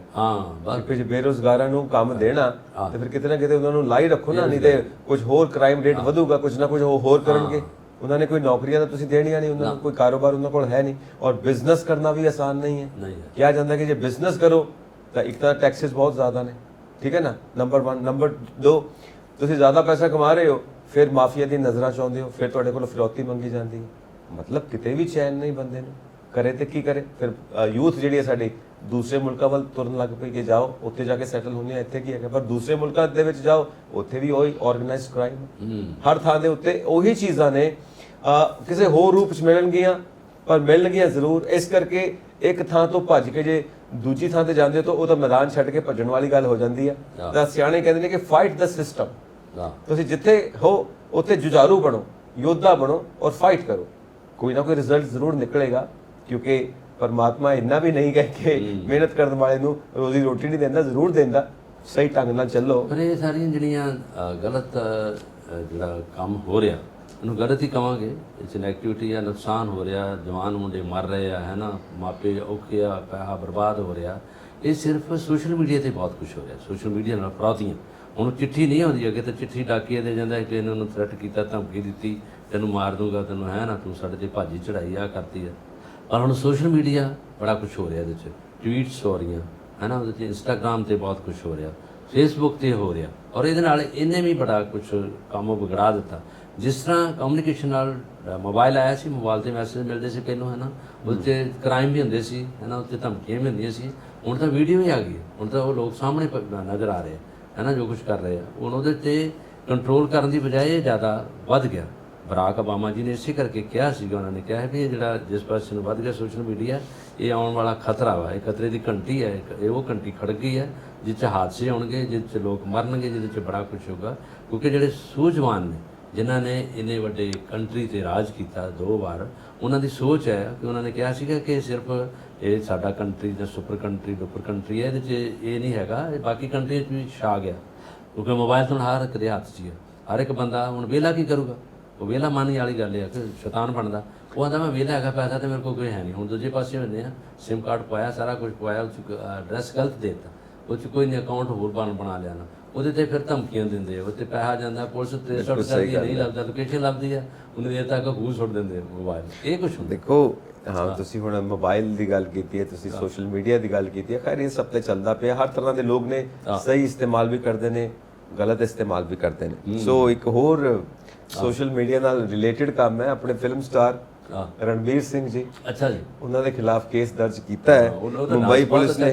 ਡਾਂਸ ਬਹੁਤ ਵਧੀਆ ਕਰਦਾ ਹੈ, ਦੀਪਿਕਾ ਪਾਦੂਕੋਣ ਦੇ ਮੀਆਂ ਜੀ ਨੇ, ਦੀਪਿਕਾ ਪਾਦੂਕੋਣ ਜੀ ਦੇ, ਔਰ ਬੜੀ ਚਰਚਾ 'ਚ ਰਹੇ ਨੇ। ਉਹ ਕਿਸੇ ਮੈਗਜ਼ੀਨ ਦੇ ਵਿੱਚ ਉਹਨਾਂ ਨੇ ਨਿਊਡ ਫੋਟੋਗ੍ਰਾਫ ਕਰਵਾ ਲਈ ਆਪਣੀ, ਤੇ ਉਹ ਹੀ ਫੋਟੋਗ੍ਰਾਫ ਚੁੱਕ ਕੇ ਹੁਣ ਸੋਸ਼ਲ ਮੀਡੀਆ ਤੇ ਪਾ ਦਿੱਤੀ। ਮੈਨੂੰ ਤੇ ਪਹਿਲੀ ਗੱਲ ਇਹ ਨਹੀਂ ਸਮਝ ਆਉਂਦੀ, ਨਿਊਡ ਹੋਣ ਦੀ ਕੀ ਲੋੜ ਸੀ? ਜੇ ਫੋਟੋਗ੍ਰਾਫ ਕਰਵਾਣੀ ਹੈ ਤਾਂ ਕੱਪੜੇ ਪਾ ਕੇ ਵੀ ਤਾਂ ਕਰਵਾ ਸਕਦੇ ਹੋ। ਇਹ ਕਹਿੰਦੇ ਨੇ ਇੱਕ ਅਮਰੀਕਾ ਦਾ ਮੈਗਜ਼ੀਨ ਆ, ਉਹਦੇ 'ਚ ਫੋਟੋ ਆਈ ਸੀ, ਫਿਰ ਉਹਨੇ ਉਹ ਹੀ ਟਵੀਟ ਕੀਤੀ, ਉਹਦੇ ਤੇ ਸੋਸ਼ਲ ਮੀਡੀਆ ਤੇ ਪਾਤੀ ਪੋਸਟ, ਔਰ ਲੋਕਾਂ ਨੇ ਵੇਖੀ। ਉਹ 'ਚ Ram Gopal Varma film director, film ਨਾਲ ਜੁੜੇ ਨੇ, ਹੋਰ ਉਹਦੇ 'ਚ ਜਿੰਨੇ ਵੀ ਸੂਝਵਾਨ ਲੋਕ ਨੇ ਫਿਲਮ ਇੰਡਸਟਰੀ ਦੇ, ਔਰ ਪਹਿਲਾਂ ਉਹਨਾਂ ਨੇ ਵੇਖਿਆ, ਫਿਰ ਉਹਨਾਂ ਨੇ ਸ਼ਿਕਾਇਤ ਕੀਤੀ ਚੰਬੂਰ ਥਾਣਾ ਬੰਬੇ, ਇਹਨਾਂ ਦੀ FIR ਲੌਜ ਹੋ ਗਈ ਹੈ, ਔਰ ਹੁਣ ਉਹ ਤਰੀਕਾਂ ਭੁਗਤਣਗੇ, ਔਰ ਉਹਦੇ 'ਚ ਫਿਰ ਇਹ ਦਲੇਰਮੈਨ ਦੇ ਅੰਦਰ ਹੋਣਗੇ, ਜਿਹਦੇ 'ਚ ਕੋਈ ਗਲਤ ਕੰਮ ਆਪਾਂ ਕਰਦੇ ਆ, ਗਲਤ ਤਾਂ ਗਲਤ ਹੀ ਹੈਗਾ। ਤਾਂ ਹੁਣ ਕੋਰਟ ਆਫ ਲਾਅ ਨੇ ਦੇਖਣਾ ਕਿ ਇਹਨਾਂ ਦੇ ਖਿਲਾਫ ਕੀ ਬਣਦਾ ਹੈ। ਹਾਲਾ ਤੁਹਾਡੀ ਵੱਖਰੀ ਹੈ, ਪਰ ਕਾਨੂੰਨ ਦੇ ਸਾਹਮਣੇ ਜੋ ਕੁਝ ਮੈਨੂੰ ਸਮਝ ਨਹੀਂ ਆਉਂਦਾ। ਪਹਿਲਾਂ ਇਨਸਾਨ ਜੰਗਲਾਂ 'ਚ ਰਹਿੰਦਾ ਸੀ, ਨੰਗਾ ਰਹਿੰਦਾ ਸੀ, ਫਿਰ ਕੱਪੜੇ ਪਾਉਣ ਲੱਗ ਪਿਆ। ਹੁਣ ਇਹ ਕੱਪੜੇ ਹੈਗੇ ਨੇ, ਇੱਕ ਤਾਂ ਬੰਦਿਆਂ ਕੋਲ ਕੱਪੜੇ ਨਹੀਂ ਹੈਗੇ, ਉਹ ਵਿਚਾਰੇ ਕਿਤੇ ਨਾ ਕਿਤੇ ਜੁਗਾੜ ਕਰਕੇ ਕੋਈ ਪਾਰਟੀ ਹੋਈਆਂ ਲੀਰਾਂ ਪਾਈ ਫਿਰਦੇ ਨੇ। ਸਿਵਲਾਈਜ਼ਡ ਪੀਪਲ ਹੋ ਗਏ, ਠੀਕ ਹੈ ਨਾ। ਇਹ ਜਿਹੜੇ ਸਿਵਲਾਈਜ਼ਡ ਲੋਕ ਨੇ, ਇਹ ਕੱਪੜੇ ਲਵਾ ਕੇ ਫੋਟੋ ਖਿਚਾਉਂਦੇ ਨੇ। ਨਾ ਤੇ ਇਹ ਨਾਗਾਲੈਂਡ 'ਚ ਰਹਿ ਰਿਹਾ, ਨਾਗਾਲੈਂਡ ਦਾ ਕੋਈ ਪੁਰਾਣਾ ਪ੍ਰਾਚੀਨ ਇਤਿਹਾਸ ਹੈਗਾ, ਜਿਹਦੇ 'ਚ ਉਹ ਪੱਤਿਆਂ ਨਾਲ ਲਪੇਟ ਕੇ ਆਪਣੇ ਆਪ ਨੂੰ ਪੱਤਿਆਂ ਨਾਲ ਵੀ ਰੱਖਦੇ ਸੀ ਨਾ, ਲਪੇਟ ਕੇ। ਹਾਂ, ਉਹਦੇ 'ਚ ਉਹ ਚੰਗੇ ਵਾਲੇ ਕੱਪੜੇ ਹੈਗੇ, ਜੰਗਲਾਂ 'ਚ ਰਹਿਣ ਵਾਲੇ ਲੋਕ। ਹੁਣ ਦੇਖੋ, ਇਹਨੇ ਜੇ ਇਹ ਫਿਲਮ ਦਾ ਅਦਾਕਾਰ ਹੈ, ਐਕਟਰ ਆ, ਇਹਨੇ ਜਿਹੜੀ ਗੱਲ ਕੀਤੀ ਹੈ, ਪਰ ਲੋਕਾਂ ਨੇ ਉਸ ਨੂੰ ਬਹੁਤ ਬੁਰਾ ਮੰਨਿਆ, ਔਰ ਉਹਦੇ 'ਚ ਪਹਿਲਾਂ ਵੀ ਲੋਕਾਂ ਦੀਆਂ ਇਹਦੇ 'ਤੇ ਬੜੀਆਂ ਇੱਦਾਂ ਦੀਆਂ ਗੱਲਾਂ ਗਈਆਂ, ਕਿਉਂਕਿ ਕਈ ਜਗ੍ਹਾ 'ਤੇ ਇਹ ਅਸ਼ਲੀਲਤਾ ਖਿਲਾਰੀ ਨੇ, ਔਰ ਲੋਕਾਂ ਨੂੰ ਉਹ ਜਿਹੜੀ ਨਹੀਂ ਸਹਾਰੀ ਲੋਕਾਂ ਨੇ। ਔਰ ਜਦੋਂ ਕਿਸੇ ਮੈਗਜ਼ੀਨ 'ਚ ਆਉਂਦੀ ਹੈ ਗੱਲ, ਜਾਂ ਕਿਤੇ ਵੀਡੀਓ ਛਾਇਆ ਹੁੰਦੀ ਹੈ, ਫੇਸਬੁੱਕ 'ਤੇ ਆਉਂਦੀ ਹੈ, YouTube 'ਤੇ ਪਾਉਂਦੇ ਆ, ਜਦੋਂ ਲੋਕ ਵੇਖਦੇ ਆ ਚੰਗੇ ਲੋਕ, ਉਹ ਤਾਂ ਗਾਲਾਂ ਹੀ ਕੱਢਦੇ ਫਿਰ ਸਿੱਧਾ ਹੀ ਕੀ ਕਰਤਾ। ਕਿਉਂਕਿ ਇਹਦੇ ਵਿੱਚ ਬੱਚਿਆਂ ਵੀ ਵੇਖਣਾ, ਉਹ 'ਚ ਬੇਟੀਆਂ ਵੀ ਵੇਖਦੀਆਂ, ਉਹ 'ਚ ਮੁਟਿਆਰਾਂ ਕੁੜੀਆਂ ਵੀ ਵੇਖਦੀਆਂ, ਔਰ ਸਾਰਿਆਂ ਨੇ ਲੋਕਾਂ ਨੇ ਵੇਖਣਾ। ਉਹਨਾਂ ਨੂੰ ਕੀ ਸੁਨੇਹਾ ਜਾਂਦਾ ਕਿ ਇਹ ਕੀ ਸੁਨੇਹਾ ਦੇਣਗੇ। ਫਿਰ ਉਹਦੇ 'ਤੇ ਜਿਹੜੇ ਵੱਡੇ ਐਕਟਰ ਆ, ਉਹਨਾਂ 'ਤੇ ਵੀ ਉਂਗਲ ਉੱਠ ਜਾਂਦੀ ਹੈ, ਇਹ ਵੀ ਉੱਥੇ ਰਹਿੰਦੇ। ਜਿੱਦਾਂ ਹੁਣ ਧਰਮਿੰਦਰ ਜੀ ਨੇ ਕੰਮ ਕੀਤਾ, ਕੋਈ ਅੱਜ ਤੱਕ ਉਹਨਾਂ ਦੀ ਕੋਈ ਇੱਦਾਂ ਦੀ ਗੱਲ ਸੁਣੀ ਆ? ਅਮਿਤਾਭ ਬੱਚਨ ਨੇ ਫਿਲਮ ਇੰਡਸਟਰੀ 'ਚ ਕੰਮ ਕੀਤਾ, ਕੋਈ ਇਸ ਤਰ੍ਹਾਂ ਦੀ ਗੱਲ ਤਾਂ ਨਹੀਂ ਨਿਕਲੀ ਕੋਈ, ਹੈ ਨਾ। ਉਹਦੇ 'ਚ ਕਿੰਨੇ ਜਿਹੜੇ ਆਏ ਨੇ ਐਕਟਰ, ਹੈ ਨਾ। ਰਾਜੇਸ਼ ਖੰਨਾ ਦੇਖੋ ਕਿੰਨੇ, ਔਰ ਗਾਣੇ ਵੀ ਸੋਹਣੇ ਗਾਏ, ਔਰ ਦੀ ਦੌਰ ਕਿੰਨਾ ਦੀ ਵਧੀਆ। ਪਰ ਹੁਣ ਜਿਹੜੀ ਨਵੀਂ ਜਨਰੇਸ਼ਨ ਦੇ ਐਕਟਰ ਆ ਗਏ ਆ ਬਾਲੀਵੁੱਡ ਦੇ, ਉਹਨਾਂ ਦੇ ਉੱਤੇ ਉਂਗਲ ਆਈ ਲੋਕਾਂ ਦੀ, ਇਸ਼ਾਰੇ ਹੋਏ ਲੋਕਾਂ ਦੇ ਕਿ ਇਹ ਗਲਤ ਕੰਮ ਕਰ ਰਹੇ ਆ, ਜਿਹਦੇ ਵਿੱਚ ਕਈ ਵਾਰੀ ਇਹਨਾਂ 'ਤੇ ਬਲੇਮ ਨਸ਼ਿਆਂ ਦੇ ਵੀ ਲੱਗੇ ਆ, ਜਿਸ 'ਚ ਨਸ਼ਾ ਤਸਕਰੀ ਦਾ ਵੀ ਰੌਲਾ ਪਿਆ। ਉਹਦੇ 'ਚ ਜਿਹੜੀ ਨਵੀਂ ਜਨਰੇਸ਼ਨ, ਜੇ ਅਸੀਂ ਪਿਛਲੇ ਦਹਾਕੇ 'ਚ ਚੱਲ ਜਾਈਏ, 2-4 ਦਹਾਕੇ ਅੱਗੇ ਚੱਲ ਜਾਈਏ, ਉਹ 'ਚ ਫਿਲਮ ਇੰਡਸਟਰੀ 'ਚ ਬੜੀ ਨਵੀਨਤਾ ਰਹੀ ਹੈ, ਉਹਦੇ 'ਚ ਬੜਾ ਅੱਛਾ ਜਿਹੜਾ ਉਹ ਡਿਸਿਪਲਿਨ ਰਿਹਾ, ਲੋਕਾਂ ਤੱਕ ਵਧੀਆ ਪੈਗਾਮ ਗਿਆ। ਦੇਖੋ ਕਿਤੇ ਸਾਡੇ ਆਦਰਸ਼ ਨੇਤਾ ਜੀ ਸੁਭਾਸ਼ ਚੰਦਰ ਬੋਸ, ਭਗਤ ਸਿੰਘ, ਇਹ ਸਾਡੇ ਆਦਰਸ਼ ਨੇ, ਤੇ ਕਿੱਥੇ ਇਹਨਾਂ ਨੂੰ ਅਸੀਂ ਹੀਰੋ ਕਹਿੰਦੇ ਆ ਆਪਣੇ। ਬਿਲਕੁਲ। ਔਰ ਇਹ ਜਿਹੜੇ ਫਿਲਮ ਸਟਾਰਾਂ ਨੂੰ ਵੀ ਹੀਰੋ ਕਹਿੰਦੇ ਨੇ। ਹੁਣ ਇਹ ਹੀਰੋ ਤੇ ਅਸਲੀ ਹੀਰੋ, ਇਹ ਨਕਲੀ ਹੀਰੋ ਨੇ ਤੇ ਇਹ ਅਸਲੀ ਹੀਰੋ ਨੇ। ਭਗਤ ਸਿੰਘ ਹੋਣੀ ਇਹ ਅਸਲੀ ਹੀਰੋ ਜਿਹੜੇ ਨੇ, ਇਹਨਾਂ ਦੀ ਆਪਾਂ ਜਦੋਂ ਗੱਲ ਕਰਦੇ ਆ ਤਾਂ ਦੇਖੋ ਕਿਆ ਗ੍ਰੇਸ ਹੁੰਦੀ ਆ। ਹੁਣ ਜਿਹੜੇ ਨਕਲੀ ਹੀਰੋ ਨੇ, ਫਿਲਮੀ ਸਟਾਰ ਕਹਿੰਦੇ ਨੇ ਇਹਨੂੰ, ਕਿ ਸਟਾਰ ਹੈ, ਸਿਤਾਰੇ ਹੈ, ਪਰ ਜਿਹੜੇ ਸਿਤਾਰੇ ਚਮਕਦੇ ਚਮਕਦੇ ਹੀ ਤੁਹਾਨੂੰ ਬੱਦਲਾਂ ਦੇ ਵਿੱਚ ਲੈ ਜਾਣ, ਹੈ ਨਾ, ਤੁਹਾਨੂੰ ਉੱਥੇ ਲੈ ਜਾਣ ਜਿੱਥੇ ਅੱਤ ਦਾ, ਹੈ ਨਾ, ਗਰਮੀ ਹੈ ਤੇ ਅੱਤ ਦੀਆਂ ਗਲਤ ਗੱਲਾਂ ਹੋ ਰਹੀਆਂ, ਫਿਰ ਤੁਸੀਂ ਕਹੋਗੇ ਕਿ ਆਹ ਕੀ ਸੰਦੇਸ਼ ਇਹਨਾਂ ਦਾ ਤੇ ਕੀ ਲੋਕਾਂ ਤੱਕ ਜਾਊਗਾ। ਸਹੀ ਗੱਲ ਤੇ ਬੱਚੇ ਸੁਣਦੇ ਆ, ਫਿਲਮਾਂ 'ਚ ਵੇਖਦੇ ਆ, ਉਹਦੇ ਵਿੱਚੋਂ ਕਈ ਲੈਸਨ ਮਿਲਦੇ ਆ, ਔਰ ਉਹ ਹੁਣ ਦੇਖੋ ਇਹਨਾਂ ਦਾ ਇਮੇਜ ਕੀ ਰਹੂਗਾ ਲੋਕਾਂ ਦੇ ਵਿੱਚ, ਇਮੇਜ ਕੀ ਰਹੇਗਾ। ਔਰ ਤੁਸੀਂ ਜਦੋਂ ਇੱਕ ਪੋਜੀਸ਼ਨ ਤੇ ਹੋ, ਸੈਲੀਬ੍ਰਿਟੀ ਹੋ, ਤੁਹਾਨੂੰ ਇਸ ਗੱਲ ਦਾ ਧਿਆਨ ਰੱਖਣਾ ਚਾਹੀਦਾ ਹੈ ਕਿ ਮੇਰੀਆਂ ਗੱਲਾਂ, ਮੇਰੇ ਕੱਪੜੇ, ਮੇਰਾ ਲਾਈਫ ਸਟਾਈਲ, ਇੱਥੋਂ ਤੱਕ ਕਿ ਮੇਰੀਆਂ ਲੁੱਕਸ, ਸਭ ਕੁਝ ਉਹਦਾ ਲੋਕੀ ਨਕਲ ਕਰਦੇ ਨੇ। ਮੇਰੀ ਦਾੜੀ ਕਿੱਦਾਂ ਦੀ ਆ, ਉਹ ਲੋਕੀ ਉਦਾਂ ਦੀ ਦਾੜੀ ਰੱਖਣਾ ਸ਼ੁਰੂ ਕਰ ਦਿੰਦੇ ਨੇ, ਬਹੁਤ ਸਿੱਖਦੇ ਆ। ਯੈਸ, ਤਾਂ ਜਦੋਂ ਟੀ-ਸ਼ਰਟ ਪਾਉਂਦੇ ਹੈਗਾ, ਬੈਲ ਬਾਟਮ ਦਾ ਇੱਕ ਸਟਾਈਲ ਹੋਇਆ ਹੈਗਾ, ਤੇ ਅਮਿਤਾਭ ਬੱਚਨ ਤੇ ਸਾਰੇ ਪਾਉਂਦੇ ਸੀ, ਬੱਚੇ ਸਟੂਡੈਂਟ ਵੀ ਪਾਉਣ ਲੱਗ ਪਏ, ਔਰ ਕਿਸ ਤਰ੍ਹਾਂ ਦੀ ਸ਼ਰਟ ਪਾਈ ਹੈ ਉਸੇ ਤਰ੍ਹਾਂ ਦੀ ਸ਼ਰਟ ਪਾਉਂਦੇ ਸੀ। ਕਿੰਨੇ ਉਹਨਾਂ ਦਾ ਨੈਕ ਕਿੰਨਾ ਦੂਰ ਆ, ਉਹ ਹੀ ਪਾਉਂਦੇ, ਕਿੱਥੇ ਜੰਜੀਰੀ ਪਾਈ ਹੈ ਸੋਨੇ ਦੀ, ਉਹ ਉਦਾਂ ਦੀ ਰਿੰਗ, ਸਾਰਾ ਕੁਝ ਬੱਚੇ ਸਿੱਖ ਦਿੰਦੇ ਸੀ। ਉਹ ਜ਼ਮਾਨਾ ਸੀਗਾ, ਉਦੋਂ ਇੰਡਸਟਰੀ ਦਾ ਇੱਕ ਨਾਮ ਸੀਗਾ।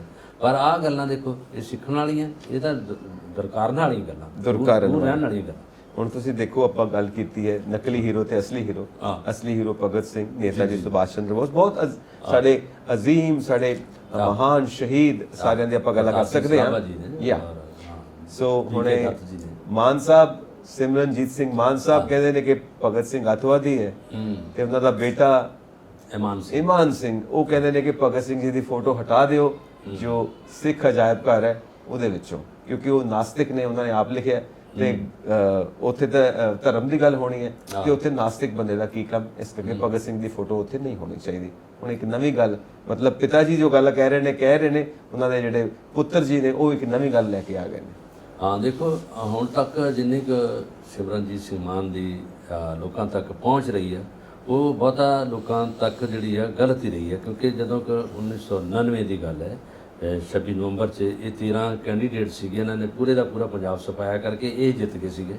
ਉਦੋਂ ਅੱਤਵਾਦ ਦਾ ਦੌਰ ਸੀਗਾ, ਤੇ ਜਦੋਂ ਇਹ ਜਿੱਤਣ ਤੋਂ ਬਾਅਦ ਸਹੁੰ ਖਾਣੀ ਆ, ਔਰ ਉਸ ਤੋਂ ਬਾਅਦ MP ਬਣੇ ਆ, ਫਿਰ ਇਹਨਾਂ ਨੇ ਇੱਕ ਗੱਲ ਕਹਿਤੀ ਕਿ ਹੁਣ ਵੀ ਇਹਨਾਂ ਨੇ ਕਹੀ ਹੈ ਕਿ ਅਸੀਂ ਕਿਰਪਾਨ ਲੈ ਕੇ ਅੰਦਰ ਜਾਵਾਂਗੇ। ਕਿਰਪਾਨ ਲੈ ਕੇ, ਉੱਥੇ ਤਾਂ ਇਦਾਂ ਦਾ ਅਕੀਦਾ ਹੀ ਨਹੀਂ, ਨਾ ਉੱਥੇ ਦਾ ਕੋਈ ਰੂਲ ਆ, ਕਿਰਪਾਨ ਲੈ ਕੇ ਨਹੀਂ ਜਾਣ ਦਿੱਤਾ ਇਹਨਾਂ ਨੂੰ। ਇਹ ਗਏ ਨਹੀਂ ਪਾਰਲੀਮੈਂਟ 'ਚ, ਉਹ ਲੋਕਾਂ ਦੀਆਂ ਵੋਟਾਂ ਪਾਈਆਂ, ਬਿਲਕੁਲ ਨੀਰਸ ਰਹੀਆਂ, ਔਰ ਬਿਲਕੁਲ ਉਹਨਾਂ ਦਾ ਕੋਈ ਫਾਇਦਾ ਹੀ ਨਹੀਂ ਰਿਹਾ, ਔਰ ਇਹ ਪਾਰਲੀਮੈਂਟ 'ਚ ਇਹਨਾਂ ਨੇ ਅੰਦਰ ਹੀ ਨਹੀਂ ਗਏ। ਇਹ ਲੋਕਾਂ ਤੱਕ ਉਦੋਂ ਗੱਲ ਨਹੀਂ ਪਹੁੰਚੀ, ਲੋਕਾਂ ਨੇ ਇਹਨੂੰ ਗਲਤ ਸਮਝਿਆ, ਔਰ ਉਦੋਂ ਬਾਅਦ ਫਿਰ ਇਹਨਾਂ ਨੇ ਇੱਕ ਦਿਨ ਅੱਜ ਕੋਈ ਬਿਆਨ, ਤੀਜੇ ਦਿਨ ਕੋਈ ਬਿਆਨ ਆ, ਫਿਰ ਇਹਨਾਂ ਨੇ ਆਹ ਇਲੈਕਸ਼ਨ ਜਿਮਨੀ ਚੋਣ ਜਿਹੜੀ ਸੰਗਰੂਰ ਤੋਂ ਜਿੱਤ ਲਈ, ਕਿਉਂਕਿ ਉੱਥੇ ਜਿਹੜਾ ਰੌਲਾ ਇਹ ਸੀਗਾ ਕਿ ਦੂਜੀਆਂ ਪਾਰਟੀਆਂ ਤੋਂ ਲੋਕ ਦੂਰ ਹੋ ਰਹੇ ਸੀਗੇ। ਬਾਕੀ ਇਹਨਾਂ ਨੂੰ ਤਾਂ ਇਹਨਾਂ ਨੇ ਬਹੁਤ ਮਤ ਦਵਾ ਦਿੱਤਾ ਸੀਗਾ ਆਮ ਪਾਰਟੀ ਨੂੰ। ਹੁਣ ਰਹਿ ਗਏ ਕੈਂਡੀਡੇਟ ਇਹ ਆ, ਇਹ ਬਿਲੋਂਗ ਵੀ ਸੰਗਰੂਰ ਦੇ ਏਰੀਏ ਨੂੰ ਕਰਦੇ ਆ, ਇਹਨਾਂ ਨੂੰ ਜਿਤਾ ਦਿੱਤਾ। ਹੁਣ ਇਹਨਾਂ ਦੀ ਹਿਸਟਰੀ ਫਿਰ ਉਹੀ ਰਹੀ। ਫਿਰ ਇਹਨਾਂ ਨੇ ਪਹਿਲਾਂ ਕਹਿ ਦਿੱਤਾ ਮੈਂ ਕਿਰਪਾਨ ਲੈ ਕੇ ਸਹੁੰ ਨਹੀਂ ਖਾਣੀ, ਕਿਰਪਾਨ ਨਾਲ ਅੰਦਰ ਨਹੀਂ ਮੈਂ ਜਾਣਾ, ਤੇ ਉਹ ਸਾਰਾ ਕੁਝ ਹੈ। ਲੋਕ ਇਹ ਤੋਂ ਅਕਤਾ ਗਏ ਵੀ ਉਹੀ ਗੱਲ ਫਿਰ ਕਰਨ ਲੱਗੇ ਆ, ਜਿੱਦਾਂ ਇੱਕ ਤਵਾ ਨਹੀਂ ਲੱਗਦਾ ਗਾਣੇ ਦਾ, ਉਹਨੇ ਨਾ ਉੱਥੋਂ ਚੱਲਣਾ, ਜਦੋਂ ਸੂਈ 'ਚ ਲੱਗੀ ਤਾਂ ਉਹੀ ਗਾਣਾ ਚੱਲਣਾ ਵੀ ਸਿਮਰਨਜੀਤ ਮਾਨ ਫਿਰ ਉਹੀ ਬੋਲਣਾ ਪਿਆ। ਫਿਰ ਇਹਨਾਂ ਨੇ ਦੂਜੀ ਗੱਲ ਉਹ ਗਲਤ ਕਰ ਦਿੱਤੀ, ਜਦੋਂ ਉਹ ਬਹੁਤ ਵੱਡੀ ਗਲਤ ਹੋ ਗਈ, ਜਦੋਂ ਸ਼ਹੀਦ ਆਜ਼ਮ ਭਗਤ ਸਿੰਘ ਨੂੰ ਇਹਨਾਂ ਨੇ ਕਹਿਤਾ ਕਿ ਉਹ ਅੱਤਵਾਦੀ ਹੈ, ਔਰ ਉਹਦੇ 'ਤੇ ਲੋਕਾਂ ਨੇ ਇੰਨੀ ਨੁਕਤਾਚੀਨੀ ਕੀਤੀ, ਇਹਨਾਂ ਨੇ ਆਲੋਚਨਾ ਕੀਤੀ, ਇਹਨਾਂ ਦੇ ਨਾਨੇ ਤੱਕ ਲੋਕ ਚਲੇ ਗਏ ਕਿ ਇਹਦੇ ਨਾਨਾ ਜੀ ਨੇ ਜਦੋਂ ਵੀ ਅਡਵਾਇਰ ਨੇ ਗੋਲੀ ਚਲਾਈ ਸੀ, ਸਾਰਾ ਕੁਝ ਕੀਤਾ, ਉਹਨਾਂ ਨੂੰ ਸਰੂਪਾ ਭੇਟ ਕੀਤਾ। ਇਹ ਉਹ ਗੱਲ ਕਰਦੇ ਆ, ਉਹ ਅਧੇੜਨਾ ਚਾਹੁੰਦੇ ਆ। ਲੋਕਾਂ ਨੇ ਕਿਹਾ ਵੀ ਆਪ ਗਲਤ ਹੈ, ਇਹਨਾਂ ਦਾ ਸਾਰਾ ਗਲਤ ਸੀ ਪਰਿਵਾਰ, ਜਦੋਂ ਕਿ ਉਹਨਾਂ ਨੇ ਲੋਕਾਂ ਦੇ ਉਲਟ ਗੱਲ ਕੀਤੀ, ਜਦੋਂ ਕਿ ਅਡਵਾਇਰ ਨੂੰ ਸਰੂਪੇ ਦਾ ਮਤਲਬ ਤਾਂ ਨਹੀਂ ਪਤਾ ਵੀ ਕੀ ਹੈਗਾ, ਕੀ ਦਿੱਤਾ। ਤੀਜੀ ਗੱਲ ਹੁਣ ਜਿਹੜੀ ਹੁਣ ਤੁਸੀਂ ਕੀਤੀ ਹੈ, ਉਹ ਗੱਲ ਸਭ ਤੋਂ ਵੱਡੀ ਗਲਤ ਕਰ ਦਿੱਤੀ ਇਹਨਾਂ ਨੇ। ਮਾਨ ਸਿੰਘ ਜਿਹੜੇ ਇਹਨਾਂ ਦੇ ਬੇਟਾ ਨੇ, ਉਹਨਾਂ ਨੇ ਕਹਿ ਦਿੱਤਾ, ਉਹਨਾਂ ਨੇ ਸ਼੍ਰੋਮਣੀ ਕਮੇਟੀ ਨੂੰ ਲਿਖਿਆ ਕਿ ਤੁਸੀਂ ਇਹ ਸਾਰਾ ਕੁਝ ਜਿਹੜਾ ਹੈਗਾ ਇਹਨਾਂ ਦਾ ਕੇਂਦਰੀ ਸਿੱਖ ਅਜਾਇਬ ਕਰੋ, ਤੇ ਇਹਨਾਂ ਦੀ ਫੋਟੋ ਨੂੰ ਉਤਾਰ ਦਿਓ, ਇਹਨੂੰ ਉੱਥੋਂ ਰਿਪਲੇਸ ਕਰ ਦਿਓ। ਔਰ ਉਹ ਦੇਖੋ ਸ਼੍ਰੋਮਣੀ ਅਕਾਲੀ ਦਲ ਦਾ ਉਹ ਸਿਆਣੇ ਲੋਕ ਸੂਝਵਾਨ ਆ। ਅੱਜ ਬਿਆਨ ਆਏ ਇੰਦਰਜੀਤ ਗੋਆਣੀਆ, ਬੜੇ ਧਾਰਮਿਕ ਰਾਈਟਰ ਨੇ, ਬੜੇ ਸਕਾਲਰ ਆ, ਤੇ ਉਹਦੇ ਵਿੱਚ ਕੇਵਲ ਸਿੰਘ ਜਥੇਦਾਰ ਰਹੇ ਆ ਅਕਾਲ ਤਖਤ ਦੇ, ਉਹ ਨੇ ਹੋਰ ਸੂਝਵਾਨ ਲੋਕ ਨੇ, ਜਿਸ ਸਿੱਖ ਪੰਥ ਆ ਸਾਰਾ। ਉਹਨਾਂ ਨੇ ਇਹ ਕਹਿਤਾ ਵੀ ਇਹ ਤਾਂ ਬੜੀ ਅਣਜਾਈ ਗੱਲ ਹੈ, ਇਹ ਗੱਲ ਜਿਹੜੀ ਆ ਅਸੀਂ ਸੁਣੀ ਹੈ, ਤੇ ਇਹ ਗੱਲ ਤਾਂ ਕੰਨਾਂ ਤੱਕ ਆਉਣੀ ਚਾਹੀਦੀ ਨਹੀਂ। ਇਹ ਜਿਹੜੀ ਗੱਲ ਕਹੀ ਆ, ਇਹਦੇ 'ਤੇ ਕੋਈ ਡਿਸਕਸ਼ਨ ਨਹੀਂ ਹੋਣੀ ਚਾਹੀਦੀ, ਇਹ ਤਾਂ ਗੱਲ ਹੀ ਸਾਡੇ ਲਈ ਜ਼ੀਰੋ ਆ, ਤੇ ਕੋਈ ਅਸੀਂ ਗੱਲ ਨਹੀਂ ਕਰਾਂਗੇ, ਕਿਉਂਕਿ ਸਿੱਖ ਪੰਥ ਤਾਂ ਉਹਨਾਂ ਨੂੰ ਹੀਰੋ ਮੰਨਦਾ, ਉਹਨਾਂ ਨੂੰ ਆਦਰਸ਼ ਮੰਨਦਾ, ਉਹਨਾਂ ਨੂੰ ਇਸ ਤਰ੍ਹਾਂ ਦਾ ਮੰਨਦਾ ਕਿ ਸਾਰੇ ਬੱਚੇ ਉਹਨਾਂ ਕੋਲ ਲੈਸਨ ਲੈਂਦੇ ਆ। ਉਹਨਾਂ ਨੇ ਇਹ ਵੀ ਕਿਹਾ ਕਿ ਇਹਨਾਂ ਦੇ ਫਾਦਰ ਵੀ ਅੰਮ੍ਰਿਤਧਾਰੀ ਹੋ ਗਏ ਸੀ ਭਗਤ ਸਿੰਘ ਦੇ, ਔਰ ਸਿੱਖ ਧਰਮ ਨਾਲ ਬਿਲਕੁਲ ਜੁੜੇ ਆ ਨੇ, ਜਿਹਦਾ ਨਾਂ ਹੀ ਭਗਤ ਸਿੰਘ ਆ। ਔਰ ਉਹ ਕਿਉਂ ਨਹੀਂ ਸਿੱਖ ਧਰਮ ਨਾਲ ਜੁੜਿਆ ਹੋਊਗਾ, ਔਰ ਕੀ ਕੁਛ ਕੀਤਾ ਉਹਨਾਂ ਨੇ, ਇਹ ਜੋ ਕੁਛ ਕਰਕੇ ਲੋਕਾਂ ਤੱਕ ਲੈਸਨ ਦਿੱਤਾ ਵਾ। ਔਰ ਇਹਦੇ ਵਿੱਚ ਬਹੁਤ ਸਕਾਲਰ ਜਿਹੜੇ ਆ ਸਿੱਖਾਂ ਦੇ, ਉਹਨਾਂ ਨੇ ਕਹਿਤਾ ਕਿ ਇਹ ਗੱਲ ਨਿਗੂਣੀ ਆ। ਉਹਨਾਂ ਨੇ ਕਿਹਾ ਨਿਗੂਣੀ ਦਾ ਮਤਲਬ ਇਹ ਗੱਲ ਪਚਣਯੋਗ ਨਹੀਂ ਕਿ ਜਿਹੜੀ ਇਹਨਾਂ ਨੇ ਕਿਹਾ ਕੌਣ ਲਾਊਗਾ ਇਹਦੀ ਫੋਟੋ। ਔਰ ਦੇਖੋ ਉਹਨਾਂ ਦਾ ਇੱਕ ਭਾਸ਼ਣ ਹੋ ਗਿਆ, ਸਿਰਫ ਤੇ ਸਿਰਫ ਉਹ ਰਹਿਣਾ ਚਾਹੁੰਦੇ ਆ ਕਿਸੇ ਗੱਲ ਦੀ ਸੁਰਖੀ 'ਚ, ਅਖਬਾਰਾਂ 'ਚ ਸੁਰਖੀ ਆ, ਕੋਈ ਗੱਲ ਪਰ ਉਹ 'ਚ ਮੀਨਿੰਗ ਨਹੀਂ ਇਹਦਾ ਕੋਈ। ਦੇਖੋ ਖੈਰ ਮੈਂ ਉਹ ਡਿਟੇਲਸ ਤਾਂ ਨਹੀਂ ਪੜ੍ਹੀਆਂ, ਪਰ ਬੜੇ ਆਲਿਮ ਫਾਜ਼ਿਲ ਲੋਕ ਨੇ ਜਿਨ੍ਹਾਂ ਨਾਲ ਡਿਸਕਸ਼ਨਸ ਹੁੰਦੀਆਂ ਰਹਿੰਦੀਆਂ ਨੇ।